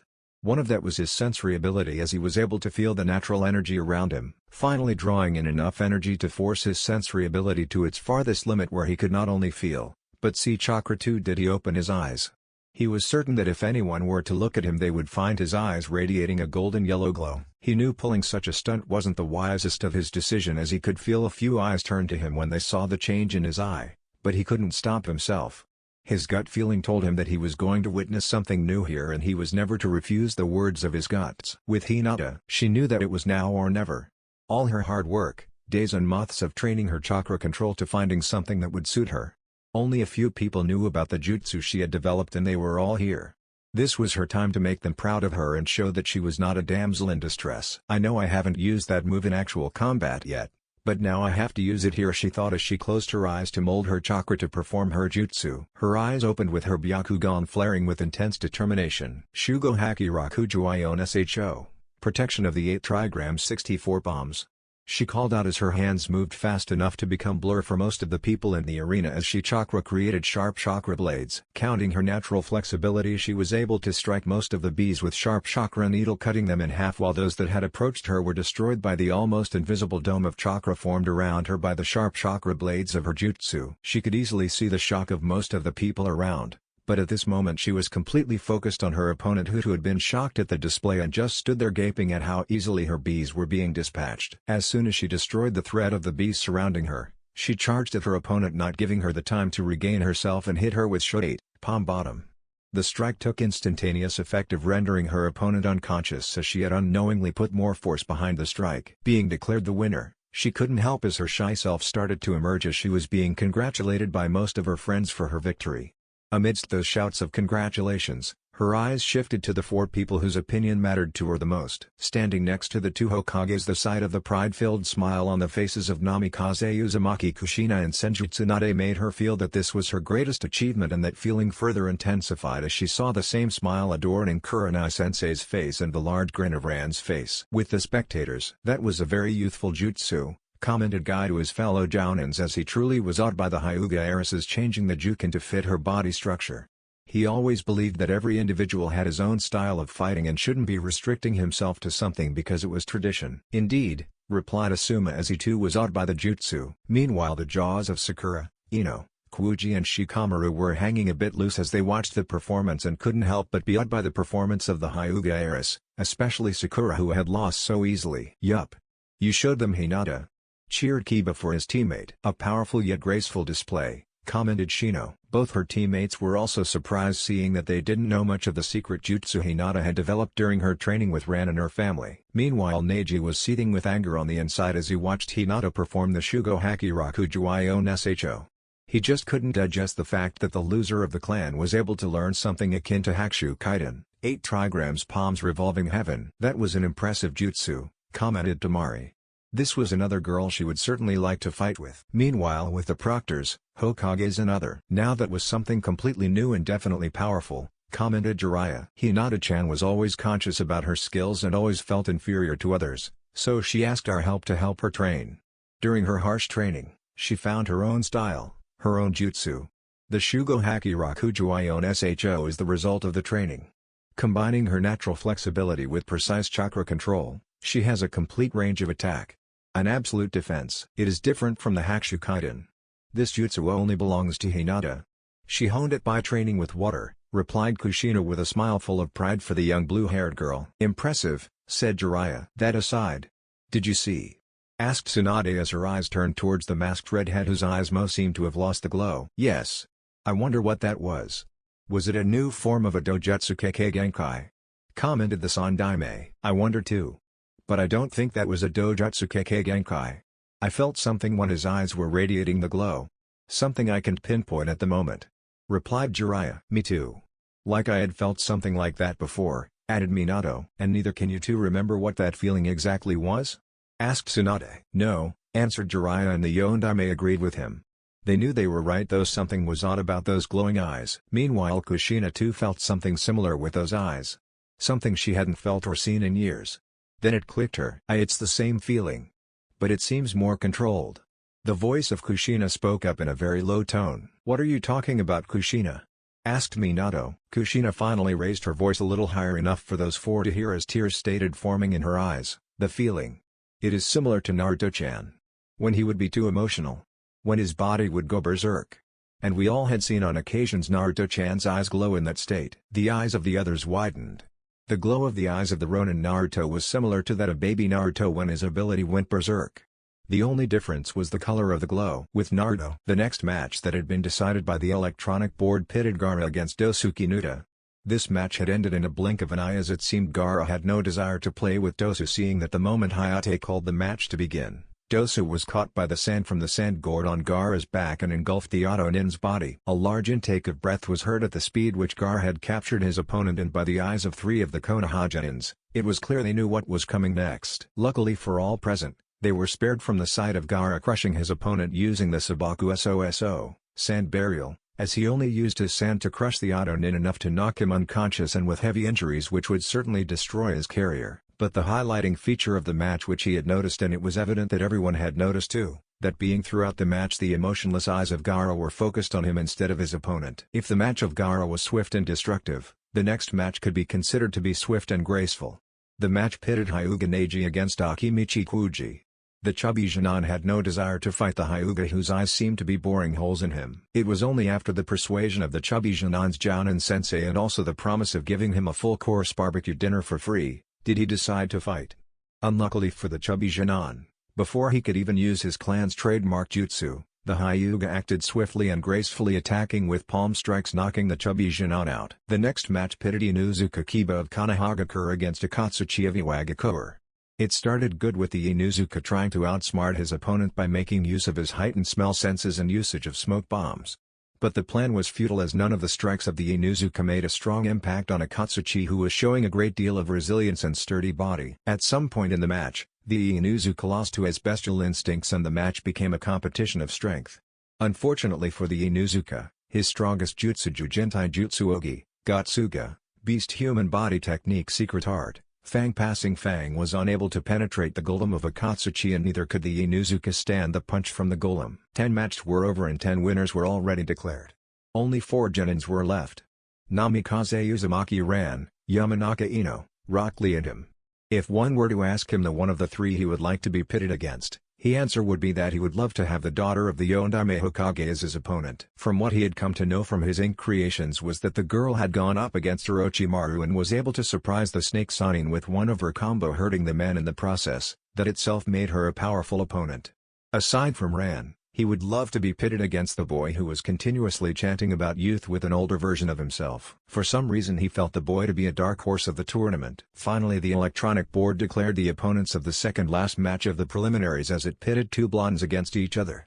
Namikaze Uzumaki ran versus Yamanaka Ino. That left him to face off the boy with those bushy brows to fight against. As his eyes met with the boy's, he was surprised by the determination in the boy's eyes, an intensity which could be seen in those who wanted to prove themselves to everyone. Now that got him eager, as he could feel that the boy had skills to back his determination. With Ran and Ino, "I don't wish to fight you, Ran," said Ino, as she had no desire to fight her friend, and also in back of her mind she already knew that this was not going to be her win. "Neither do I want to, Ino. But we have to see who proceeds further in the competition," replied Ran. "True enough," replied Ino. "Just so you know, Ino, I already know of the Shintenshin no Jutsu, mind-body switch technique," said Ren with a serious look on her face as she stared down at her childhood best friend. Ino cursed mentally as she tried to figure a way to get her fellow blonde and childhood best friend to fall for her only useful jutsu. "Begin," Hayate called out as he looked at both the blondes taking a fighting stance. As the match was called on, both the blondes charged at each other and engaged each other in a taijutsu bout. As the duo exchanged punches and kicks, it became evident to all present that the daughter of the Yondaime was superior to her fellow blonde and seemed at more ease using both her hands and legs in the taijutsu bout, while the taijutsu style of her fellow blonde only revolved around punches. Also, the daughter of the Yondaime seemed to house more power and speed than her fellow blonde. But that didn't mean the Yamanaka heiress was any less, as she too managed to get a few good hits on her fellow blonde. Finally, the 2 blondes separated from each other after the daughter of the Yondaime was able to nail her fellow blonde with a nasty right hook to her face, which sent her skidding a few feet back. Both the girls sported some injuries, but the amount on the Yamanaka heiress was far more than that of her fellow blonde, and the last punch had forced some blood to be drawn from her mouth. Ino was heavily cursing herself for the lack of her training. In front of her was a girl with whom she had joined the academy and had also started training with her family around the same time when her fellow blonde started hers with her family. Yet here she was clearly superior to her. She knew the reason behind the vast difference. Her funning over Sasuke. It wasn't the boy's fault for her current situation, rather it was her own, as she joined her classmates at the academy, wasting her time to impress Sasuke and gave little time to training and more time to beautifying herself to look good for Sasuke. Also, her guilt further increased remembering Ran trying to talk her out of her fangirl mode and had been unsuccessful, which later caused a drift between them. But here was the moment for her to prove herself to Ran that she no longer was the fangirl that she once was. But at the same time the problem remained that she only had one offensive jutsu outside the academy ones and was certain that Ran knew the weakness of the jutsu.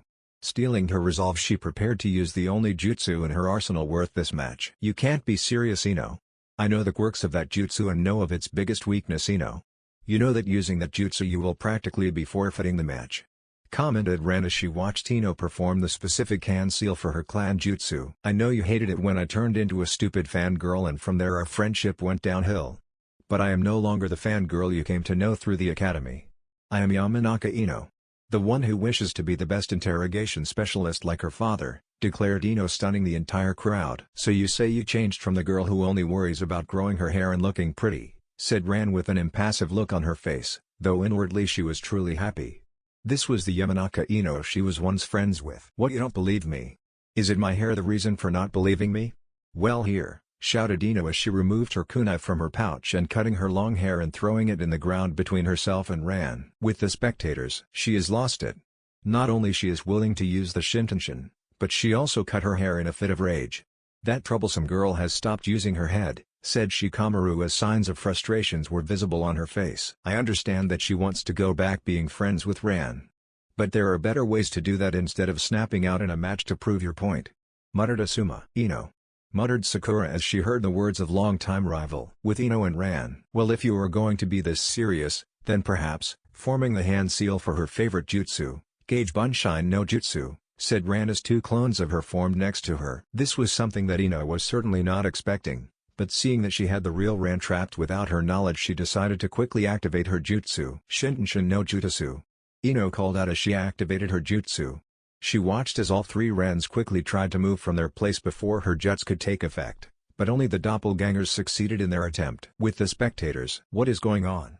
Asked Shikamaru as he watched all the three copies of Ran suddenly stopped in their tracks and had also not missed that one of the three Ran had not moved from her place. It seems like that snapping was an act, replied Asuma as a sigh released his lips. An act? Sakura asked out loud. Yes, an act. The act to cut her hair as she used them to trap Ran, Kakashi said. That means, Sakura said, letting the words hanging as she didn't believe it was possible. It is a possibility, said Kakashi. That's the end, guys. If you enjoyed, then make sure to leave a comment. This is Chaos Shinobi signing off.